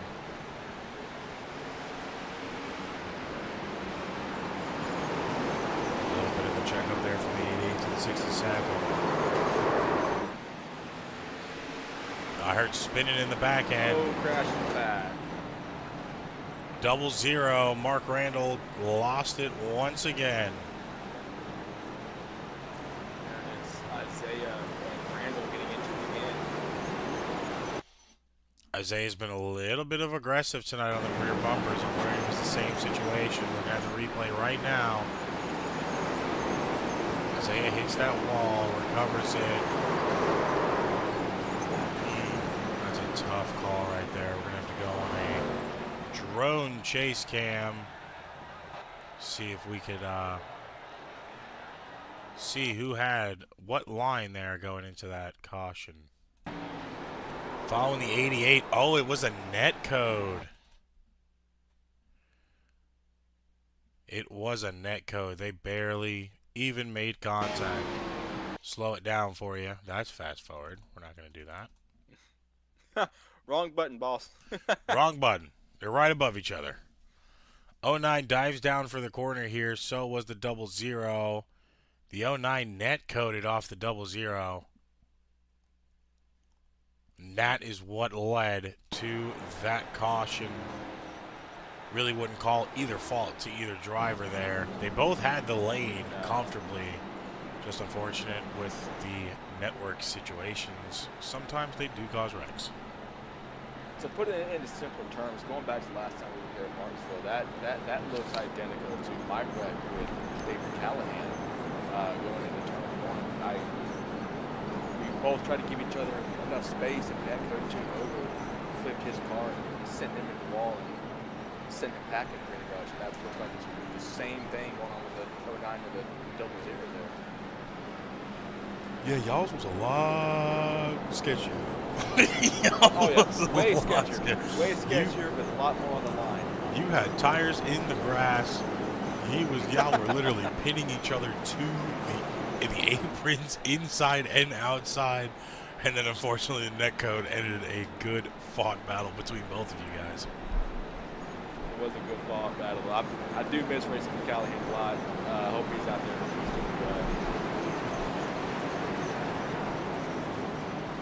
Yeah. Needless to say, it looks similar to the wreck.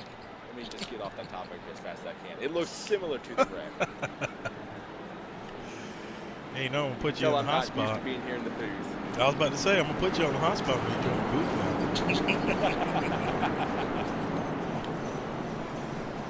now. Might be your show. The only thing of mine is the booth. Going back green this time. 88 Joshua Mason in the lead. Corey Rainey sitting in second there. Drops back to third. Now sitting behind the 5 of J.J. Moore. Oh, we got another crash.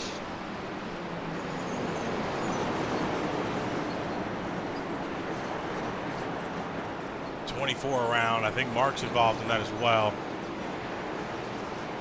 It looked like Mark was involved a little bit. I believe that started on the 24 He might have got and the 11. stopped, though, in time.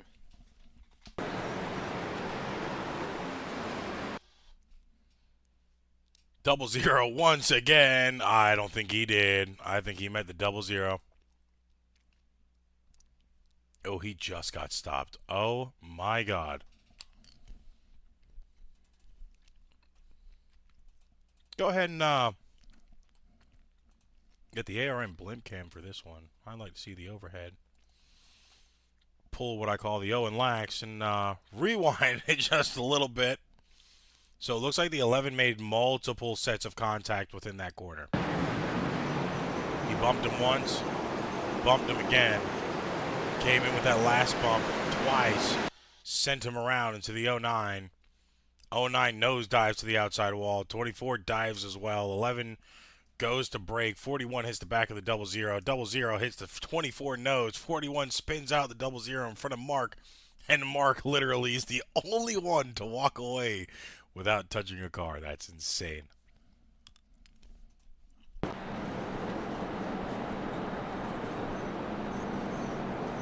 we got a few guys in pits. 4 of Rainey, 00 Randall, 09 of Fox, 24 of France, 82 of Hayes in pits as well. Still only 3 people out for the night. That's the 3 car of Carton Hansen, who was in a win situation to be into that Final Four. Unfortunate, his run for the playoffs will end tonight. Of course, the 9 of Jordan Fisher, who is now in the booth with us. The 28 of Kyle Sims as well. Parker has, damn it. Fisher has nothing to worry about, though, as he's locked into the Final Four race already. So really setting sights onto next week with a beautiful logo we have set for a fantastic night in Miami. That's one race I've been really preparing for. I've been practicing for about 2 weeks now. I haven't put much track time into Martinsville just because I have nothing to lose here. I've been telling Josh to log up to that weekend tonight. Let's go wrap this thing up and get 2 PM cars in. Well, now the 67's back up there. We're taking the green flag back here. But go ahead, my bad. No, go ahead. I was going to call the green flag. Yeah, proud of what the team's been able to handle through these playoffs. JJ taking over the 5, and then Russ having to come over a whole bunch of adversity, coming back from Christmas break. It's amazing to see what my team can do. I will say, started off with a few kinks in the hose there, but really rounded it off at the end of the season. Unfortunately, or not eligible for the playoffs. But by God, if he was, he'd be locked into the Final Four already. It'd be a different ball game right now going on.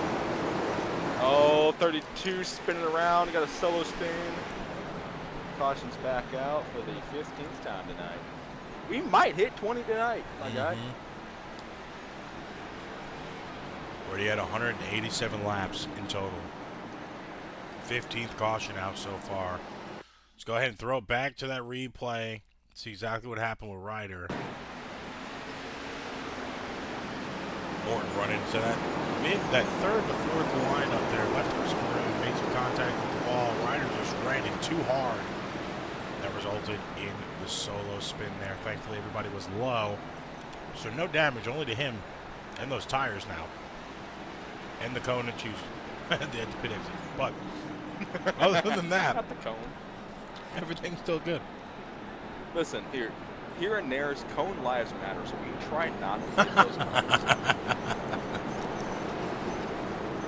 But the 32 found a way. Go ahead and show you right now, race recap on the bottom right-hand side of your screen. Lap 189 out of 250 we are on right now. Your current leader is J.J. Moore. It took him a while to get there, but now he's there. We've only had 15 cautions for 59 laps of pacing. That is good numbers compared to what we had last time. These were your stages so far. Of course, 250 lines. Stage 1 and 2 mirrored each other at 75 laps apiece. And of course, stage 3 is going to be the biggest one with 100. That is the stage we're currently in right now. Looking to see, will Mark Morton get this win and lock himself in?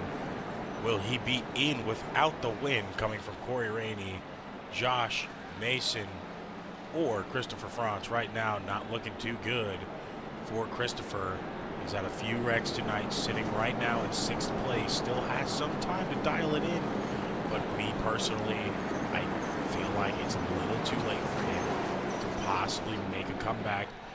Can't count your chickens before they hatch. I've seen some crazy things commentating here. I've seen some crazy wins commentating here. Speaking of crazy, it looks like one of the team members off of Morton's crew was able to get a fender on that car, so he might have a better chance of the race car now since that car is fixed. How many times can I say car in one sentence? I'm going to start putting up a car counter. Man, you guys have a shifter cam for me every time I grind those gears. We're gonna have a car counter every time I say car. We're up to like 7 right now. I'm just gonna be full color and just yell. Now. Back to green flag. 15th caution now finalized. Stage 3, 42 laps out of 100 done so far. 192 laps out of 250 in total. J.J. Moore, your current leader, non-playoff contender. 11 of Lucas Lewis sitting in 2nd. Stephen Hollingsworth sitting in 3rd. Corey Rainey in 4th, and his buddy Mark Moore just behind him in 5th place. Josh Mason sitting behind him as well. Morton literally has a must-win car in front and behind. Little bit of a bump. Contact with the 8! Well, there goes the 88.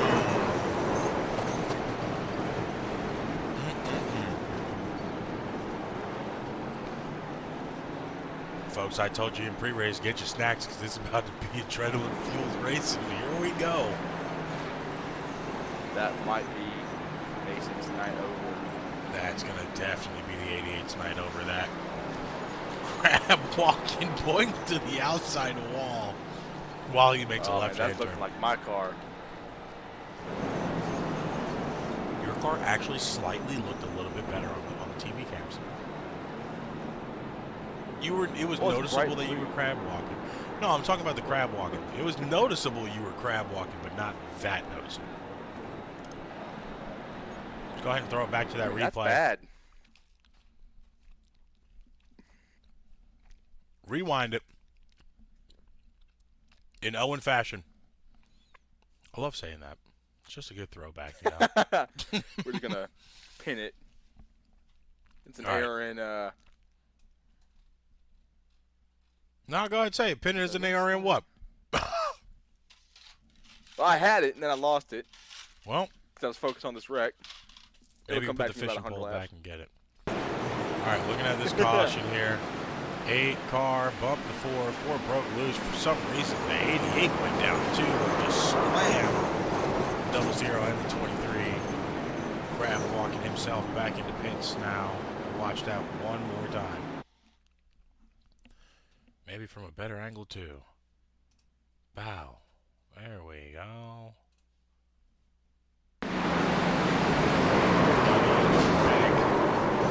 He met both those cars at the same time. Had enough force behind it too to look to the left side of the tires. Thankfully, it wasn't on both the left side tires. It was more on the door and that front tire. So it's not crazy amount of damage, but most likely a race ender for him tonight. Is now he's most likely going to go well into the laps down. I'd say most likely 3 to 5 laps down. J.J. Moore currently your leader at this point in time. 11 of Lucas Lewis sitting on the outside. In third, you have the 4-car of Corey Rainey. Fourth, Stephen Hollinsworth. And rounding out your top 5 right now is Mark Morton. Isaiah Fox just sitting outside. Looking at who's on left, you knock out Morton is the 24, who needs a lot of luck tonight. And the 4 of Rainey, who's just been battling everything that's been thrown at him. Green flag back. 4-car of Rainey just dove in front of Morton there. 11 and 67 getting into it. Oh, moves off the corner, the 11 is. And that car did get a warning before in the driver's meeting. Don't be crazy aggressive on that track tonight. We've seen a lot of bumping from him so far. Well, he's leading right now, so it's going to be a tough battle to get back. Oh! 67. Oh, 00 spun it back. Contact between the 11 and the 67. 11 with the bump and run attempt almost broke that entire pack up, gave everybody damage in the top 5. 17th caution of the night out. Mark Randall did wreck in the backfield. That was the initial call of the caution here. On your replay, 00 into the wall, saved it. Went back in and I think caught another. Yeah, he caught another left rear quarter. Trying to go side by side into that turn. Go ahead and go to that far chase cam. Watch it one more time from that drone. Mark Randall 00. We're following now. 24 Christopher Franz to the left-hand side. Into this corner, Christopher went into that lane and just tapped him on that left rear. No damage, but another caution out tonight. 17th so far.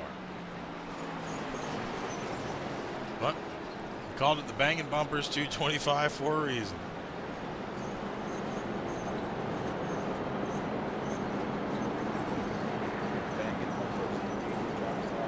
A lot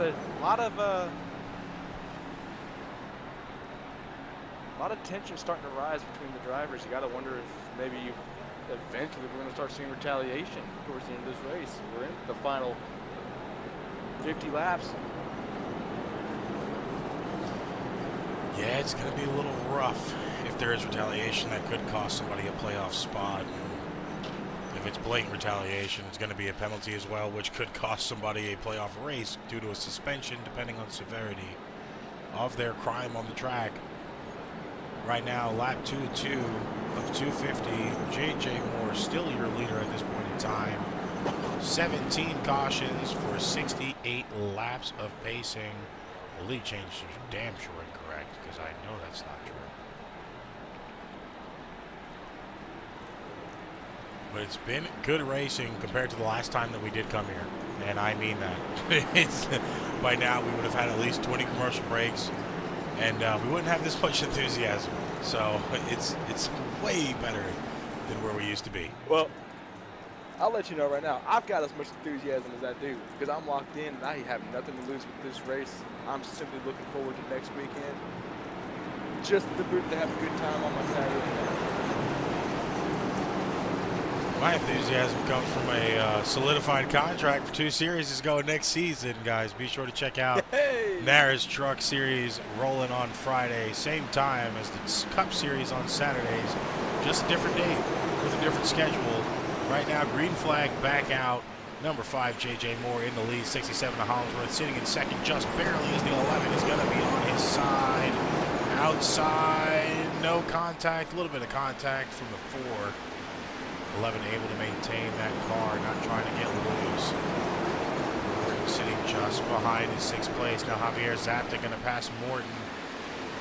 And another solo spin in the back for Mark Randall. Kent keeps it green. Was able to save it. There it is. The 1188. Oh, there's the big crash.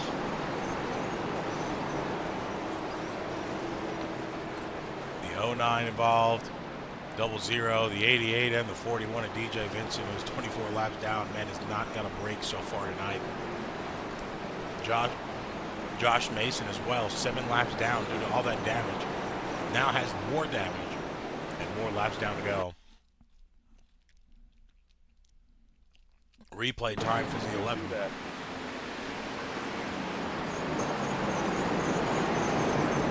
All right, go look at the 88 base.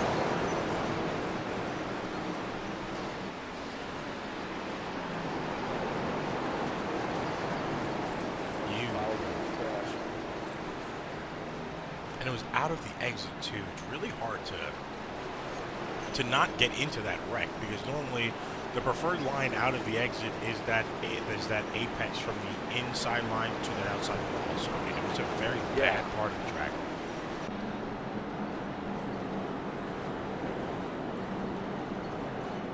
Now the 88 still crab walking just a little bit. Don't know if he had all of that damage taken off in that first run, but now going to have to do it again. Mark Morton in pits. Lucas Lewis in pits. Fox, Franz, Mason, Stephen Hayes. All in pits at this point in time. 32 of Josh Ryder now officially out on your tower. He has parked the car in the garage. I'm hearing from race control that we are going to go to a single file restart to maybe see if we can clean up some of these restarts a little bit. Most likely would be a wise decision at this point in time.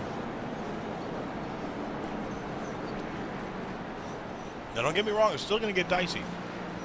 No matter what you do. Oh, it's going to get very dicey because you're going to have people jump to the inside as quick as they can to try and jump ahead of the car in front of them. And it could make the situation worse. It could improve the situation. However, the only advantage that it's going to give is that lead driver, because he's going to have nobody to his outside. Yeah, he's not going to have zero fight to the outside, most likely, hopefully, until the start and finish line before people start making their moves. I highly doubt it's going to be that late, but we shall see. Now, looking at your top 5 for this restart after our 18th caution of the night, 5 of J.J. Moore is going to be in the lead, 67 of Hollingsworth in second, Corey Rainey sitting comfortably in third now. Javier Zapta in 4th. Randall in 5th, running at your top 5. Just outside of that top 5 is going to be Mark Morton, Christopher Franz, Lucas Lewis, and Isaiah Fox with Joshua Mason rounding out your top 10 right now. Mason 8 laps down. He's back on the track in the backhand of the field. Green flag out for JJ. Single file restart this time. left a huge gap there between him and Hollingsworth that might bite him in the back end.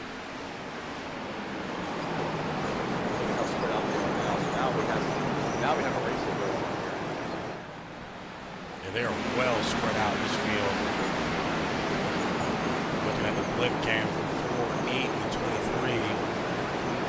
It's just Steven and JJ. Which is exactly what he needs. He needs to be 2 positions better just to knock out one. Still has very loose off the turn 4 there. You got to gather the cars to make sure he gets that ball. He still roughly has about 40 laps to get this win to put himself in the playoffs over that 8-car Mark Morton just behind him right now. Looking at the wide cam angle in the sky in the stands on the track. A lot of single file, a lot of room between from the 3rd car all the way back to the rest of the field. It kind of bunches up behind Morton for a little bit. And then after that, it kind of stretches back out. Of course, not many people on track right now getting a lot of damage done, that being Randall. 4 laps down in 9th. Mason on track right now. Stephen Hayes still in pits. So going back to Corey leading the field of the drivers, he has 35 laps to go. If you're in Corey's situation, you're trying to track down his car, you don't need to go hard as much as you can after him, or sit back and let him. You got to make good decisions, especially behind him here. If I'm Corey as a driver myself, I would want to stay. See, it's a 50-50. It's pretty tough, depending on who you have in front of you. Really be my decision. Having Hollingsworth in front, in 2nd place, and JJ Moore in the lead. Me personally, just being on the track, you know, in that driver's seat after seeing what they've done not only this race, but JJ as well the last few races. I would personally be aggressive early on. Look at Morton behind. He just caught up a lot of time, now putting himself back in a good position. We might see a situation where we have the 4 and the 8 start fighting, and that's going to pull them away from the 5 and the 67. 2 cars that are literally, Morton is just barely in right now. If Rainey wins it, he's out. So I mean, looking at Rainey's situation, it's a tough call because now you have a lot of drivers that are a little bit faster and have been dominant here tonight, all in front. JJ Moore doesn't have many laps led so far on the night, but he is a very dominant driver. We've seen him dominate a short track before. Hollingsworth hasn't really showed his face much, but he has been pretty good where he has been consistent. Tonight being one of those where he's led a lot of laps. Now with Morton in front of you, you got to dig deep. You can't wait until, 15, 20 laps left, because at that point, I feel like it's going to be too late. Tires can be worn, and it's just going to be that situation of, man, we should have got him, we'll get him next year. Well, I was watching Corey walk out there. Corey just let him go, so you got to wonder if there's something going on with Corey's car, because Mark was at least 30 miles an hour faster. Now you see Mark taking second away from Hollingsworth trying to track down JJ. So I wonder if maybe his tires are just not looking to work up as fast, or if there's something ill with his car. See, that's a situation I wish we had at least a talk with his crew chief or something to be able to tell that from out here it doesn't look so bad. You just saw him fishtail a little bit, almost hit the wall there. It would maintain it. So, you've got to wonder, is there a situation with that car that's unrepairable damage-wise? Something with the suspension, something with aero that's going to slow him down, or is it, where his tires just don't feel like they're good enough right now for him to be able to hold consistently, comfortably? Looking at Mark Morton, he did have that that front fender situation and was still able to pull through the pack. Now, full fixed car. He's sitting in second behind JJ, fighting pretty hard. Not even, a little bit loose there though, unfortunately. But still, he's fighting pretty consistent up in the front. Lap 76 out of 100 right now, and it's really close to call with these top 2.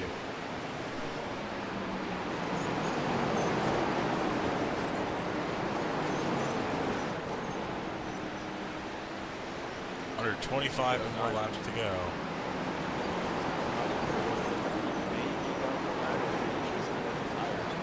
But once JJ got to the lead, I knew it was going to be a tough battle with Martin. He's just so good off the corner. Compared to everyone else, including JJ, I'm really trying to get this up. Martin is so good off of his corners. Style of race. It amazes me that he crashed out of his short track game is so strong compared to some of these other drivers like JJ who dominated Bristol and all the laps there. Yeah, and that's kind of what I expected going into Martinsville. You know, another rodeo show for JJ where he just grabs the reins and takes over the bull for 15 seconds. And walks out the winner with a $100,000 pot at the end of the night. He actually had to fight a lot here in stage 1 and 2 to get back up, but it also could have been him trying to feel the field out for that teammate, the 88 of Mason, who is now just in an unfortunate situation. 8 laps down, less than 20 to go now. So that could have been the deciding factor for Moore in that 5 car to get up and go. You know, with his teammate out now. Corey Rainey was the one that, wow. Corey Rainey was the one that wrecked. Say that 5 times fast. Yeah, I'm not going to attempt it. Yeah, no, your R's turn into W's like it just sounded there. Rainey most likely with a solo spin here. Could have been those tires. Tires definitely the situation. Good news is, though, that he gathered it up in time, that he still holds his position.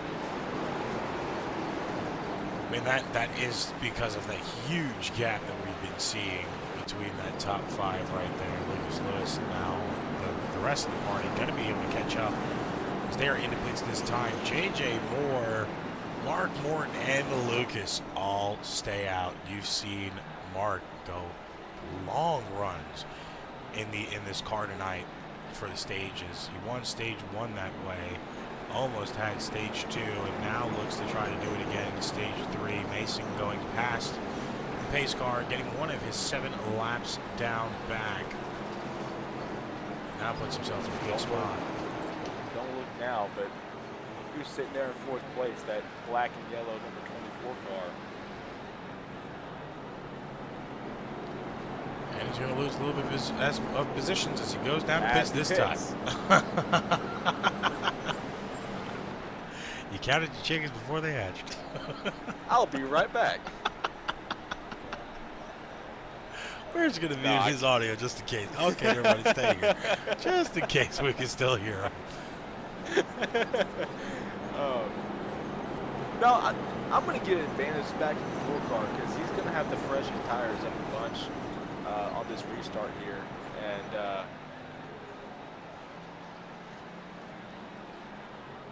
this is about to be tough. Are we still doing single file?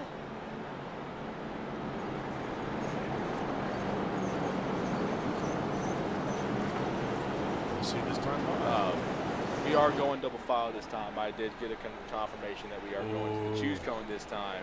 This is going to be a good one. Morton dives low. Whoa! Morton Corey decided goes to with stay them. behind. He wants to stay behind JJ. You know what? It's probably a smart move for Morton. If he does not get this win, it does not matter.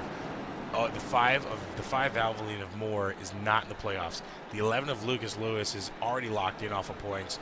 Hollinsworth, not in the playoffs. So if Morton is able to hold off Rainey, he gets his Final 4 spot.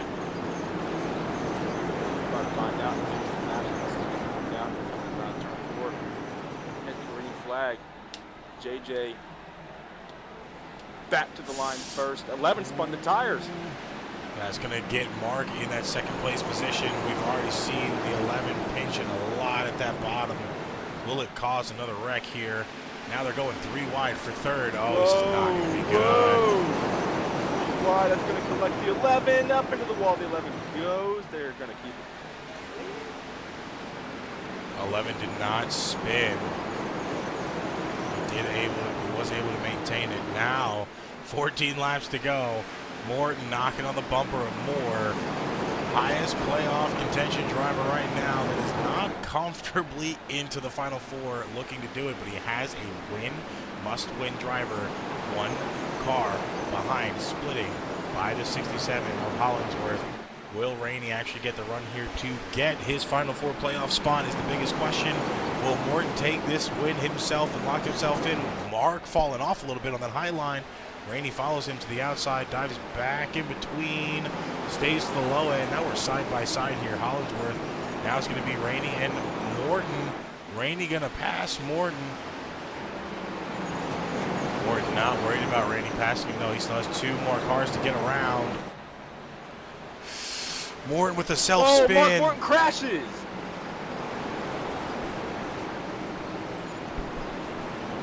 Morton now living on a hope and a prayer. Hoping Rainey doesn't win and praying JJ holds it deep. Oh, man. This is a tough situation. Let's go ahead and go back to our action replay and watch exactly what happened with Morton on this wreck here. You go ahead and do that. I'm going to step away and grab my number right back here. 10 lap here. Yeah, go ahead.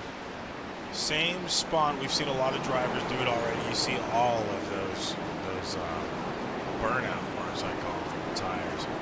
Entering that asphalt, that clear, that white asphalt area, and just slamming into the wall there. It's been the same spot for multiple drivers throughout the entirety of the night. Now, Mark Morton being one of those drivers in a rough spot to do it in. He is going to fall all the way back to 7th place. Rainey is going to be in front of him. Mason still multiple laps down. So now if Rainey gets this win, Rainey just solidified his Final Four playoff spot, having to do it over the 67 of Hollingsworth and the 5 of J.J. Moore now, though. Moore has been a hot car tonight. Took him a decent amount of run to do it. But now he has led 53 laps of the night so far. Hollingsworth behind him has led 94 laps of this race. And of course, Mark Morton leading only 77 laps of this race himself as well. These guys know a thing or two about controlling the field. It's an unfortunate situation for Mark. Now if Rainey wins, he's out of the playoffs. Let's go ahead and show the race recap at this point in time. That's the analysis. Let's go ahead and show you the race recap at this point in time. 243 laps out of 250 laps. We do have green-white checkers. If wrecks do keep happening. J.J. Moore is your current leader. And at this point in time, we've only had good news, Jordan. 20 cautions for 80 laps. Yay! We've done it. To the high side this time. Smart move for Rainey. He needs this win. But the 24 is behind him. When we see the 24's restarts, will it be another dead restart for the 24? Mark, go to the back. What Corey can do on this restart. Don't look behind him either, though. The 24 has been a sitting duck this entire time. Just watching all this. Yeah, it's been an unfortunate situation for the 24s. He's in a must-win situation, too. Now finds himself behind Rainey. Another dead restart for him. 11. Oh, my God. The 11 and 24 and the 4 all got loose there. Saved his 67 and the 4 making contact. They are door-to-door there. Whoa! Hollingsworth has nowhere to go. He doesn't know which line he wants. Tries to stay on that low line. On the outside. Rainey now officially has the lead over J.J. Moore. Will he be able to hold it? Pulling away. He is officially clear. Now your new leader. 5 more laps to go. Corey Rainey in the lead in a must-win situation. Might knock out Morton here for the playoff spot. Final 4 at Homestead. As long as no cautions come out, this could be Rainey's race here over the 5 of J.J. Moore. Contact between 5 and 67 there. They keep it clean, though. But you got to wonder if Mark is beating himself up over this. He lost that last caution. Perfect situation. He had a really good run here too tonight. Hopefully, if Rainey does get this win, it softens the blow because they are pretty good friends. Hopefully, it softens the flow just a little bit. But after having an amazing season, 11 around, Caution's out. Good That God, is 11. not what Rainey wanted. Hold the brakes, Lucas. That is not what Rainey wanted. Going back, let's go ahead and look exactly what happened with the 11. The 11 and the 67. Contact again. And Mason just adding in injury. Insult to injury there. Slamming the 11. You got to wonder if that was intentional that time. Into this corner, the 11 came up. He wasn't fully clear. I don't know if he thought he was clear or not. The 67 just ran his line. Didn't give him the space. I mean, I don't blame him. I'm not slamming on my brakes for you to come in when you're not clear.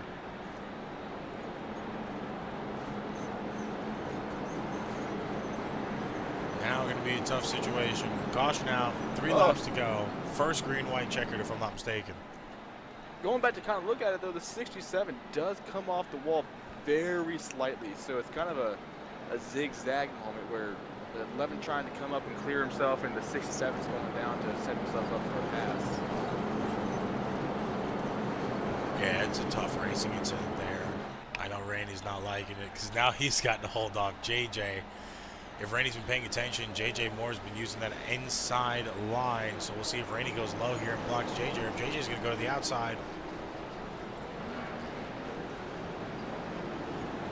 I don't think I have yet to see JJ start on the outside line for a restart. If Randy's picked up early on in the race, he had started on the outside when the 67 was leading. That's where all the tire spin was coming from early on in the race. So, you gotta wonder if maybe JJ is going to protect the Ford, make sure that the 8 doesn't get in for the team, or if he's just going to go out and get the win himself and go get win number 3. If he gets win number 3, that knocks Rainey out of the playoffs. He goes with him. That's insane. Now Mark Morton's going to be sitting 4th on the high line. Green, white, checkered about to be underway here. This is about to be good racing to finish this Martinsville. Bangin bumpers, 225, round of 8 elimination race. 3 laps left to go. Way less cautions than we had last time. We are 10 cautions less than we had last time. That is not including the stage breaks from the last Martinsville. Pace car is off. This is the nail biter right now. Who is taking the victory? Will it be anybody in that top 4? Corey Rainey in the 4 car takes us back to green flag now. Under green, white, checkered, number 1. 2 more laps to go. Rainey doing what he needs to do. Hollingsworth trying to get a drive on the outside line. Not going to be able to do it.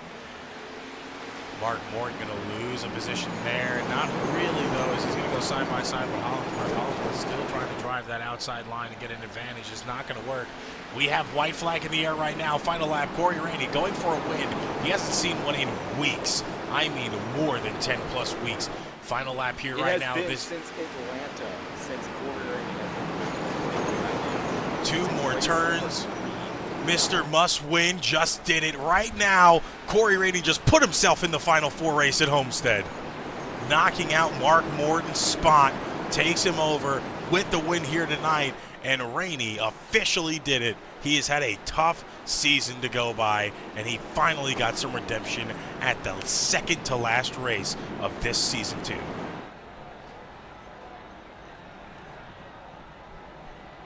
By God, George. What a finish.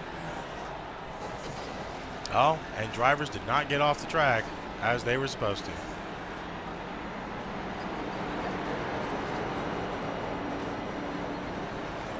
Somebody's getting penalties.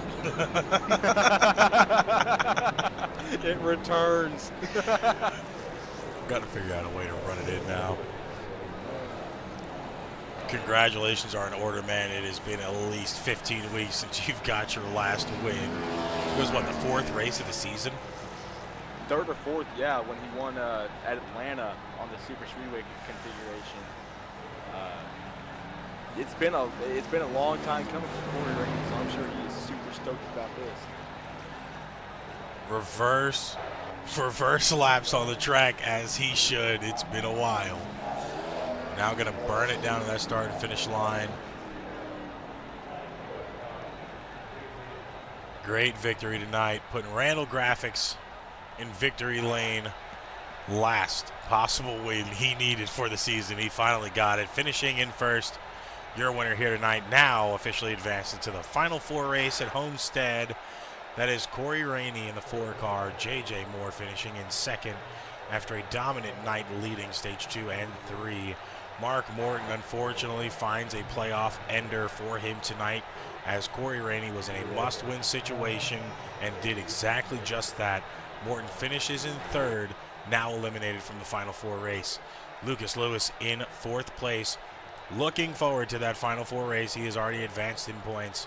Stephen Hollingsworth finishing in fifth. Javier Zapta in sixth. In seventh, you have the 24 of France. Eighth and ninth, Randall and Mason. Rounding out your top 10 was DJ Vincent. Now, folks, don't go anywhere because we're about to have interviews from our top 3 drivers, starting with Mark Morton, then J.J. Moore, and, of course, wrapping it up with your winner of tonight and my good pal, Corey Rainey. So we're going to give them just a few seconds to get out of their racing harnesses and their chairs, and they will be in here in just a few moments.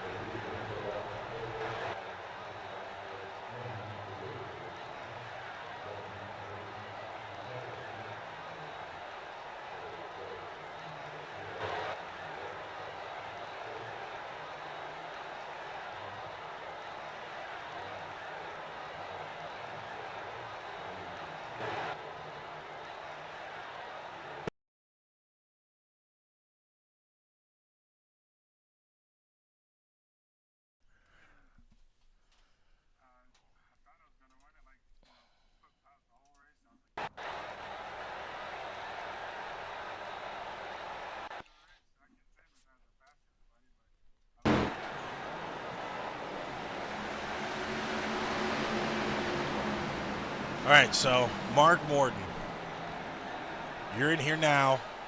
We're talking to you a little bit before we just came back. Actually in good spirits. Did not expect that after this race. You won stage 1 by a blowout. Almost led the entirety of that stage and a little bit in stage 2. Where do you feel went wrong for you tonight at the finish? Pit road. I got three speeding penalties. Put myself in the back there. Then I hit the wall. Thank God I had no damage. And you know, Corey and the 67, they pitted at the right time. I thought about it, but I mean, I really thought I was going to be able to hold them off if there wasn't going to be another caution, and just, you know, patiently try to find my way around the 5. But the iRacing gods were not in my favor tonight, and you know, I with the bad luck past couple of weeks, and tonight it unfortunately kicked me out of the playoffs. But you know, it doesn't mean I'm not going to try and play spoiler and have 2 cars spinning out, because obviously one of the 4 they're going to win it. And I just hope, you know, I can win the race and we can do a little Denny Hamlin and Alex Bowman on pit road, on the straightaway like they did at Martinsville. Now, it's unfortunate your season has come to an end here with the playoff run now being eliminated. How are you feeling about this season for you in general? I mean, you came swinging when you first joined. You've won, I believe, what was it, 5 races in total? Almost, well, 4 races in total. Almost had the all-time wins. You still have that opportunity to do it next season with a clean slate now. But how are you feeling about this entire season for you yourself? I mean, for coming in, my first race was at Kansas, and I got dumped by the 24. And it didn't really show how good of a car I had. But I mean, throughout the season, you know, the iRacing guys were in my favor. And unfortunately, towards the end of the season when it mattered, they said, now they decided to drop me and pick up someone else. And but I mean, besides the end of the season, I mean, my season was pretty good. I mean, I want to say I probably led a good bit of majority of the laps throughout the season. If I didn't miss those races, I mean, I probably could have had a couple more wins, but work plays a factor in my life, and this is just a fun hobby that I do. I mean, I enjoyed it. I enjoyed my season. I enjoyed racing with these guys, except Jordan. Don't like that dude. Ow.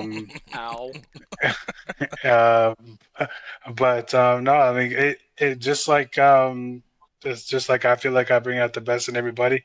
They bring out the best in me, and unfortunately, my best was not enough tonight. Well, it's an unfortunate situation having to sit here and watch you after having a dominant stage 1 get knocked out at the stage 3 finish. Feel like that wreck in pit road was just not on your side tonight. But it's like I said, it's unfortunate now. You were looking at that Final Four spot without having any of them win. If JJ stayed in that lead, you still would have been in.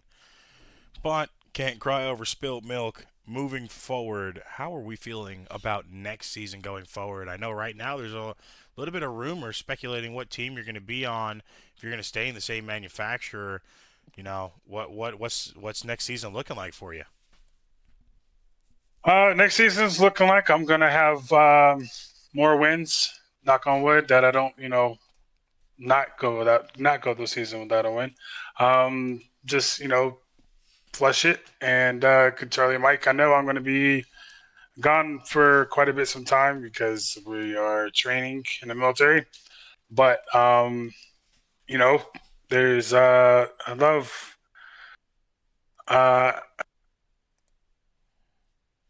kind of want to I'm leaning towards the powerhouse, but at the same time, I don't want to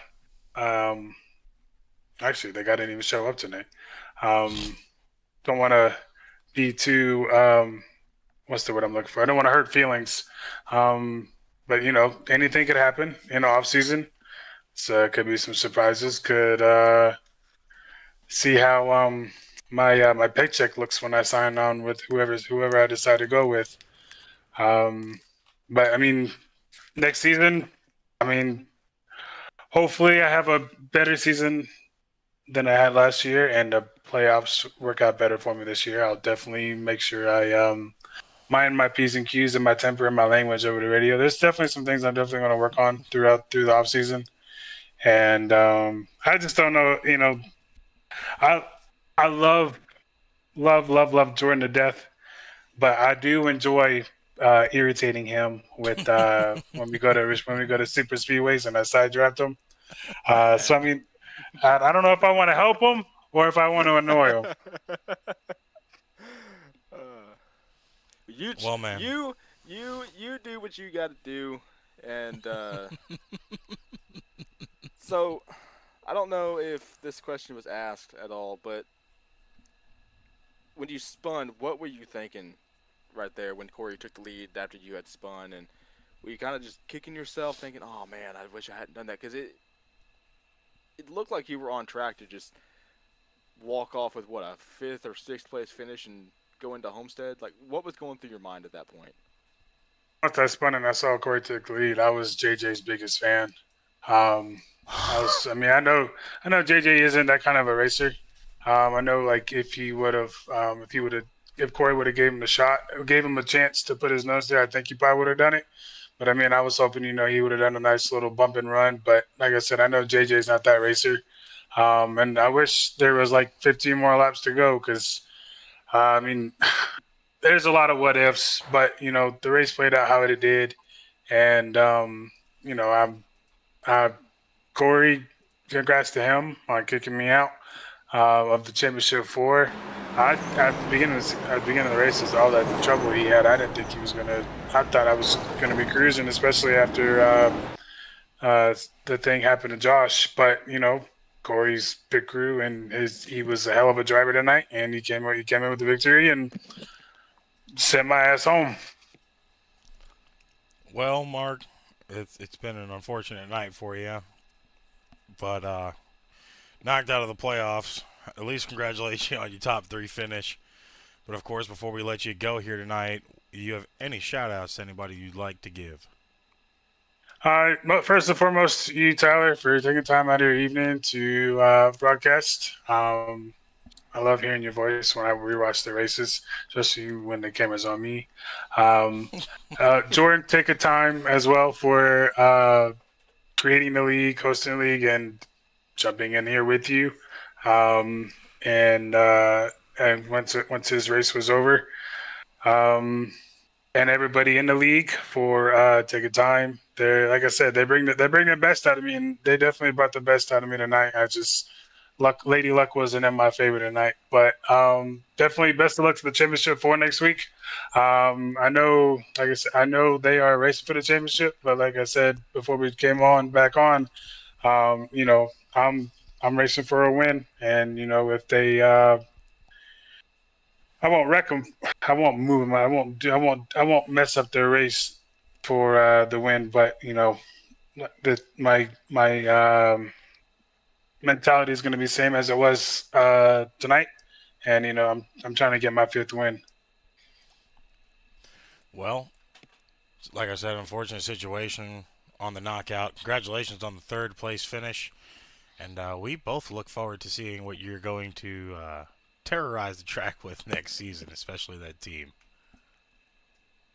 All right, I appreciate it. Also want to just give a shout out to my wife because I'm pretty sure she's watching, and I don't want her to get mad at me for like not shouting her out. So yeah, there's a shout out.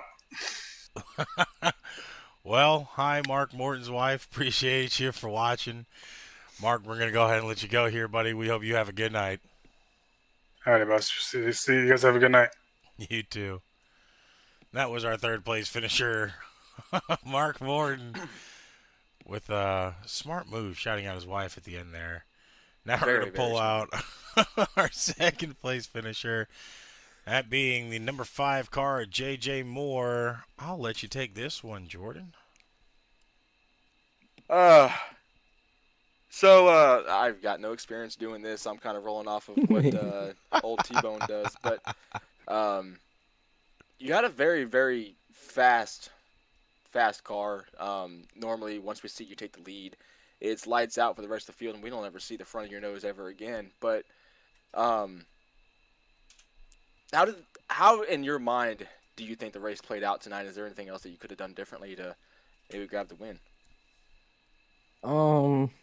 Not really. I'm saying I had limited practice. I started at the back, and my whole race was kind of just working my way up the field and then falling back down, and I kept getting stuck behind people, and then at the end of stage 2, I kind of finally made my way up to the lead. And I knew we were short on fuel, but obviously a lot of cautions came out, so I said, okay, well, if we're gonna get a lot of cautions, I'll see if I can save a little bit of fuel. And I started saving fuel, and then once that green flag run came out, I was a little screwed, but I had just enough tire on it compared to everyone else that I think took tires there when they all pit for fuel to hold on to it. And then I felt really good until that one of those last cautions when Corey was on my outside, and I just didn't fire off the way I wanted to. I couldn't get the car to rotate. I got a bad launch, and Corey was just on my outside.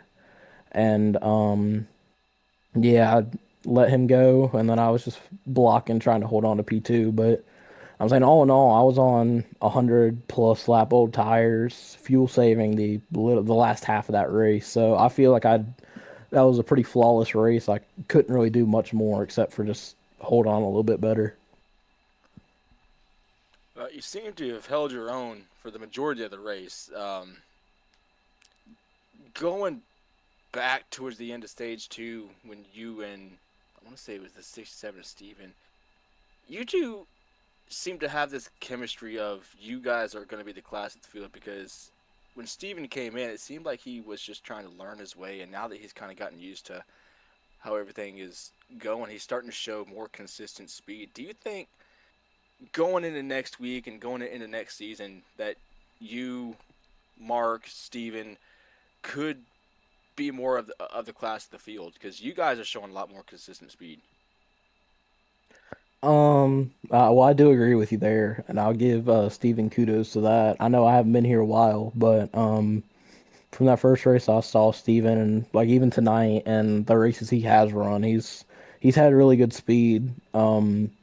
He hasn't his races wound up a little bit unfortunate. He's made a couple mistakes here and there, but um Steven's still a really good driver. I know Mark's a really good driver. I'm bummed he didn't make the playoffs. I wasn't trying to implicate that at all, but stuff just happens. But like you said, Mark's definitely a class of the field driver. I feel like Steven is, and I feel like from what I've done this season, I am myself. But if I had to pick between the three of them to go out and um, win a championship next season, win an important race that I need, I would still pick myself. I feel like just from what I've seen, I feel like I'm the most consistent driver, and I know it's a little biased because I'm picking myself, but I still see flaws in all three of our games. But no, I do agree with you though. I feel like we're all easily the three best, if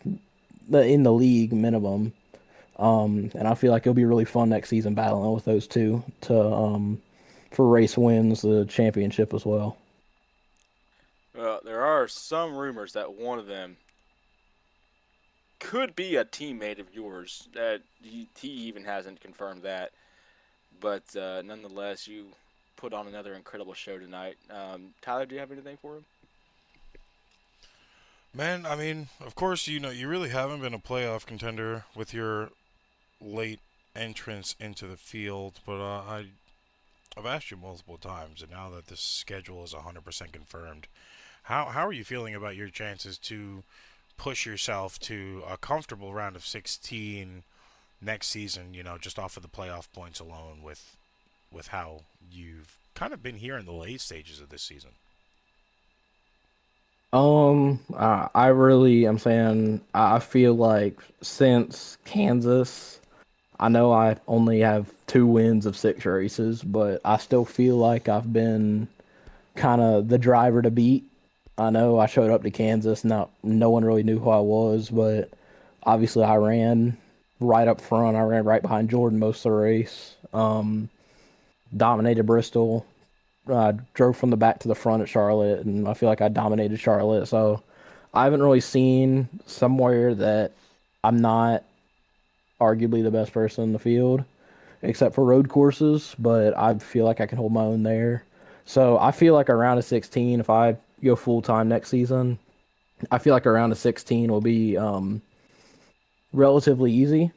I think where it'll get difficult next season is going to be executing in the playoffs and trying to make it in myself, but then also trying to help out the team.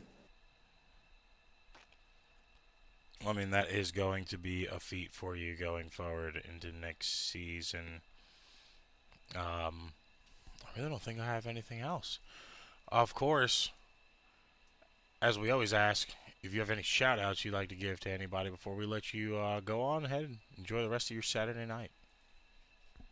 I got to shout out Jordan. I know you're here, and I've said it every Alright. week that I've been up here, but letting him, he has the opportunity to allow me to be on his race team. And obviously it's again a little bit of bias, but I feel like his race team's improved now that I'm on it. But I can't appreciate it enough how much he allows me to drive for him. This season, hopefully next season. I don't know exactly.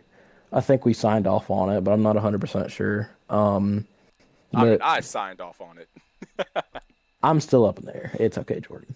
Oh God. But I gotta thank the other 2 teammates I have, Christopher and Josh. They had rough nights. Neither of them made the playoffs, sadly, or finished up what they needed to make the playoffs. But it's okay for them. They were still really fast tonight. They had their ups and downs. So gotta thank them for being there.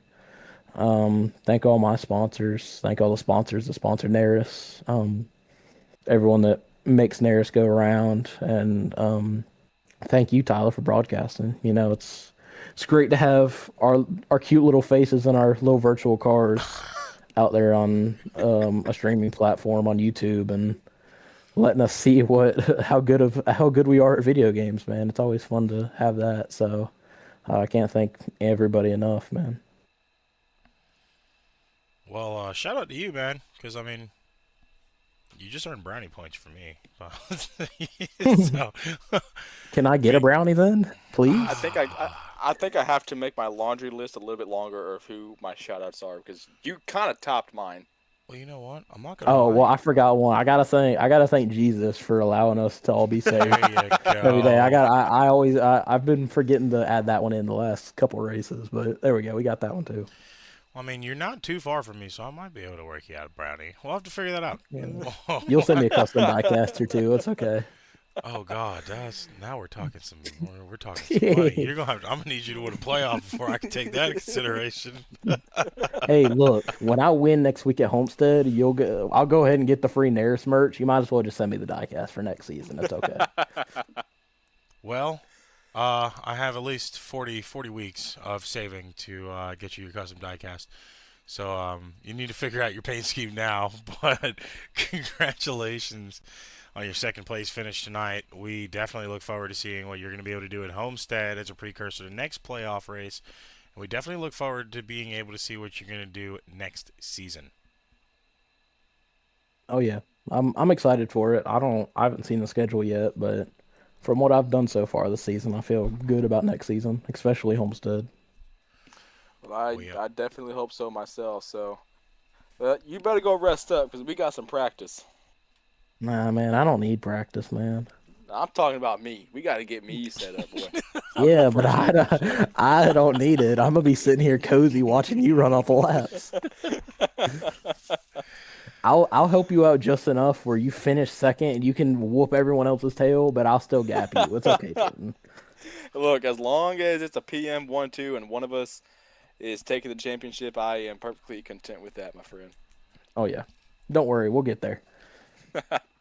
All right, JJ, you have yourself a good night, man. Yes, sir. Y'all too. And that, of course, was our second place finisher, Mr. JJ Moore, which means we only have one more person to interview. That's someone that hasn't had a win in roughly almost 15 weeks. He has been fighting tooth and nail through adversity, not an adversary. He definitely doesn't have an anniversary coming, but is now officially locked himself into the Final Four race after knocking out Mark Morton. That's a good buddy of mine, the number 4 of Corey Rainey. Number 1, start off by saying congratulations, man. It was an insane battle there at the end. How are you feeling about this race? Dude, I can't tell you how excited I am, man. I can't be too loud. My twins are asleep, and my fiance is asleep. I mean, she had to leave out the room because I was kind of getting loud there, so I think she might be mad at me. But overall, man, that was an insane race, man. I did not expect to be up there at that time, man. The car was super dumb loose, as y'all can see. I was spinning out, like trying to stay up with those guys, man. But yeah, man, overall, man, it's wild. It's wild. I haven't won since I ran a monster scheme, and I was like, yo, Mark, make me another monster scheme, man. I feel like that's the only way we're going to do this, and it worked out for us. Now, it's been rough for you, man. This playoffs have not been kind to you at all. Going into the round of 16, did you really think that you would have to be down all the way down to a win-and-in situation to make that Final Four? I did not. I thought just maybe top tens all the way out and just, make it to the races and just try to survive. But, man, I think I maybe finished maybe 3 or 4 races in the top 10 minimum. And the rest were just like chaos. Kansas, Chicagoland, Phoenix last week, just insane. I definitely didn't expect to be in a situation we were in today. And like I said, man, it's just crazy how it happened.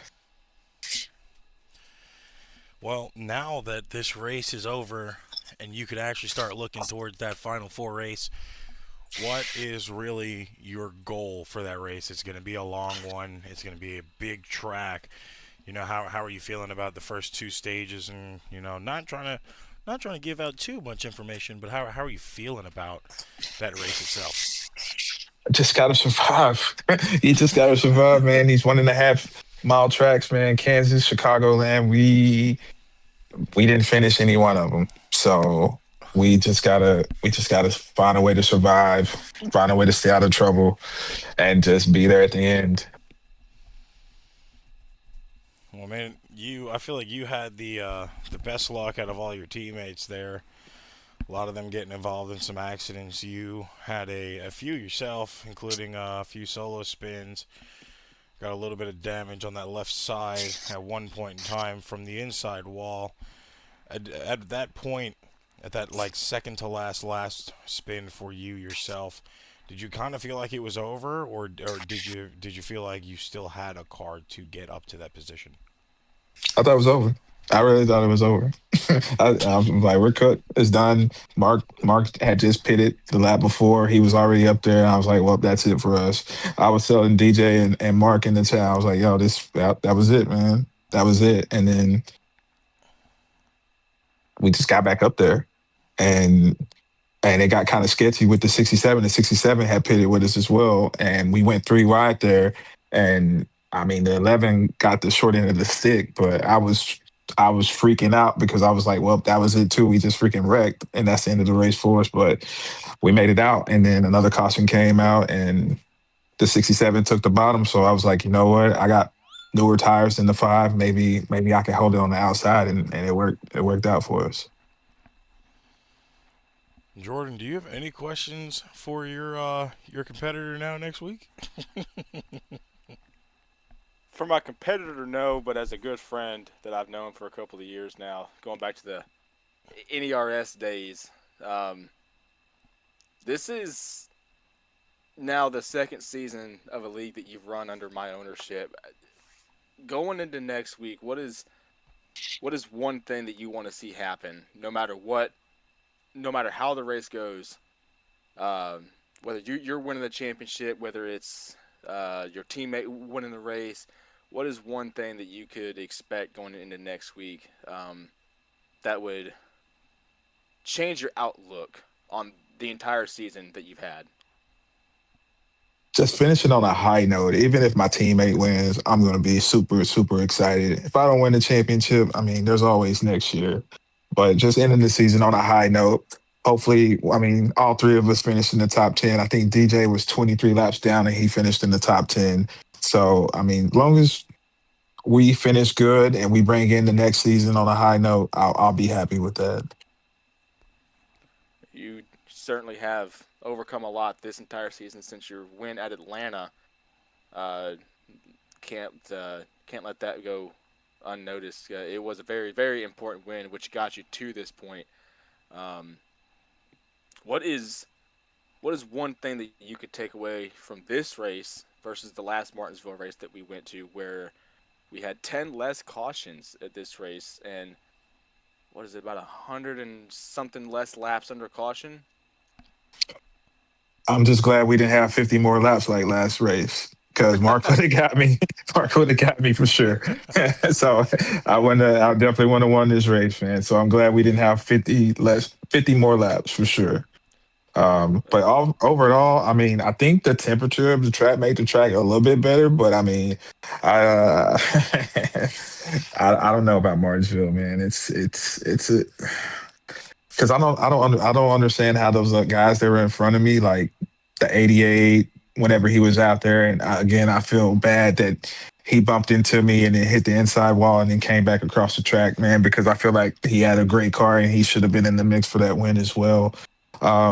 Those guys were really getting loose like I was getting loose, and it was pissing me off the whole time. So, but we found something kind of within the last 100 laps, and that's when you saw us come up to the front. Well, I don't have anything else for him, Tyler. If you do, no, I'm not trying to get him killed here because I know his fiance's in the house. So, oh, she sleep. We're good. You can do what you need to do, man. She sleep. Yeah, I know how that goes. I know how that goes. It's a dangerous game you're playing here, Ricky Bobby. I mean, just looking forward now, you have a good team around you, of course. 3 of your good buddies, same with mine. How do you feel like, it's been a little misfortunate for them so far to finish this season out, of course, this only being their first season. How are you feeling about just the advantages of now having a full team that is going to show up on a weekly basis? How are you feeling about that and the odds just in general going forward next season? I'm just happy there's going to be more forwards in the field. The 67 is super duper fast. The 23 is always in the mix. I'm just glad there's more forwards, and so technically we don't have a full team yet. One of the drivers is only part-time. So Mark, if you're looking to get into a Mustang, just know we have an open spot for you over here at RVR. You know what I'm saying? So, but yeah, yeah, we're looking pretty strong for next season. Mark, he's getting used to these cars. I mean, he's gonna get better. And DJ's been in the mix past 4. He's raced 4 races, and this was the one race I think he doesn't finish in the top 10. So I mean, he did finish in the top 10 actually. So he's had 4 straight top 10. So I mean, I know we're talking about the 5 and the 67 and the 8, but I mean, you better look out for that. He's going to be the 10 car next season. You better look out for him because he's going to be in the mix as well. Well, you and DJ have been here with me from the start. When I started my very first league, going back to NARS way back in 2023. So to see you guys stick around, to get DJ back in here after all that time, it's coming full circle to have you in the Final Four. My congratulations are in order to you, because you've come over a hell of a lot more than I have, and I had a rough start. I even messaged you this week, man. I was messaging you this week, but I was telling you, man, it's over. Like, I'm probably going to get taken out. I was telling you the whole week. So, but it worked out. It worked out. Well, we're going to let you go enjoy the rest of your Saturday night in victory lane here. Congratulations on your win. It's been an elusive one for a few months now. And, of course, congratulations on your Final Four spot. But, of course, before we let you go, you have any shout-outs you'd like to give to anybody? We didn't forget. Absolutely. Shout out to Mark Randall for the paint scheme. I told him, hey, we got to bring the beach back out. That's the last time I won. That's 2-0. I guess we might see it again next week. We'll see. I don't know. Shout out for DJ not leaving the race whenever he went 30 laps down. He got it fixed. He got back out. And he got a top 10. Thanks to my fiance for not crashing out on me. Hopefully she doesn't crash out on me. And for waking up the twins. But overall, man, appreciate you, T-Bone, for broadcasting the race. And thank you, Jordan, for allowing me to race in this league. And let's keep it going, man. Love to hear it. Love to see it. Look forward to seeing what you're going to do for us next week. Corey, you have a good one, man.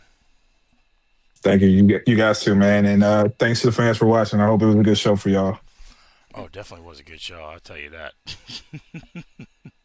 Corey, go ahead and stick around the VC for a sec. I'm going to have a little chat. All right. Here, I'm gonna move y'all down so I can wrap up my show. But finishing up here, Corey Rainey takes the win here at the Bangin Bumpers. 225 live results. Hopefully going back on screen. We've been sitting here for a while. Sometimes they work, sometimes they don't. Corey Rainey takes the win. JJ Moore finishing in second. Morton now eliminated, finishing in third. Lucas Lewis in fourth, locked into the next round already. Stephen Hollinsworth in fifth. Zapta in sixth. Christopher Franz in seventh.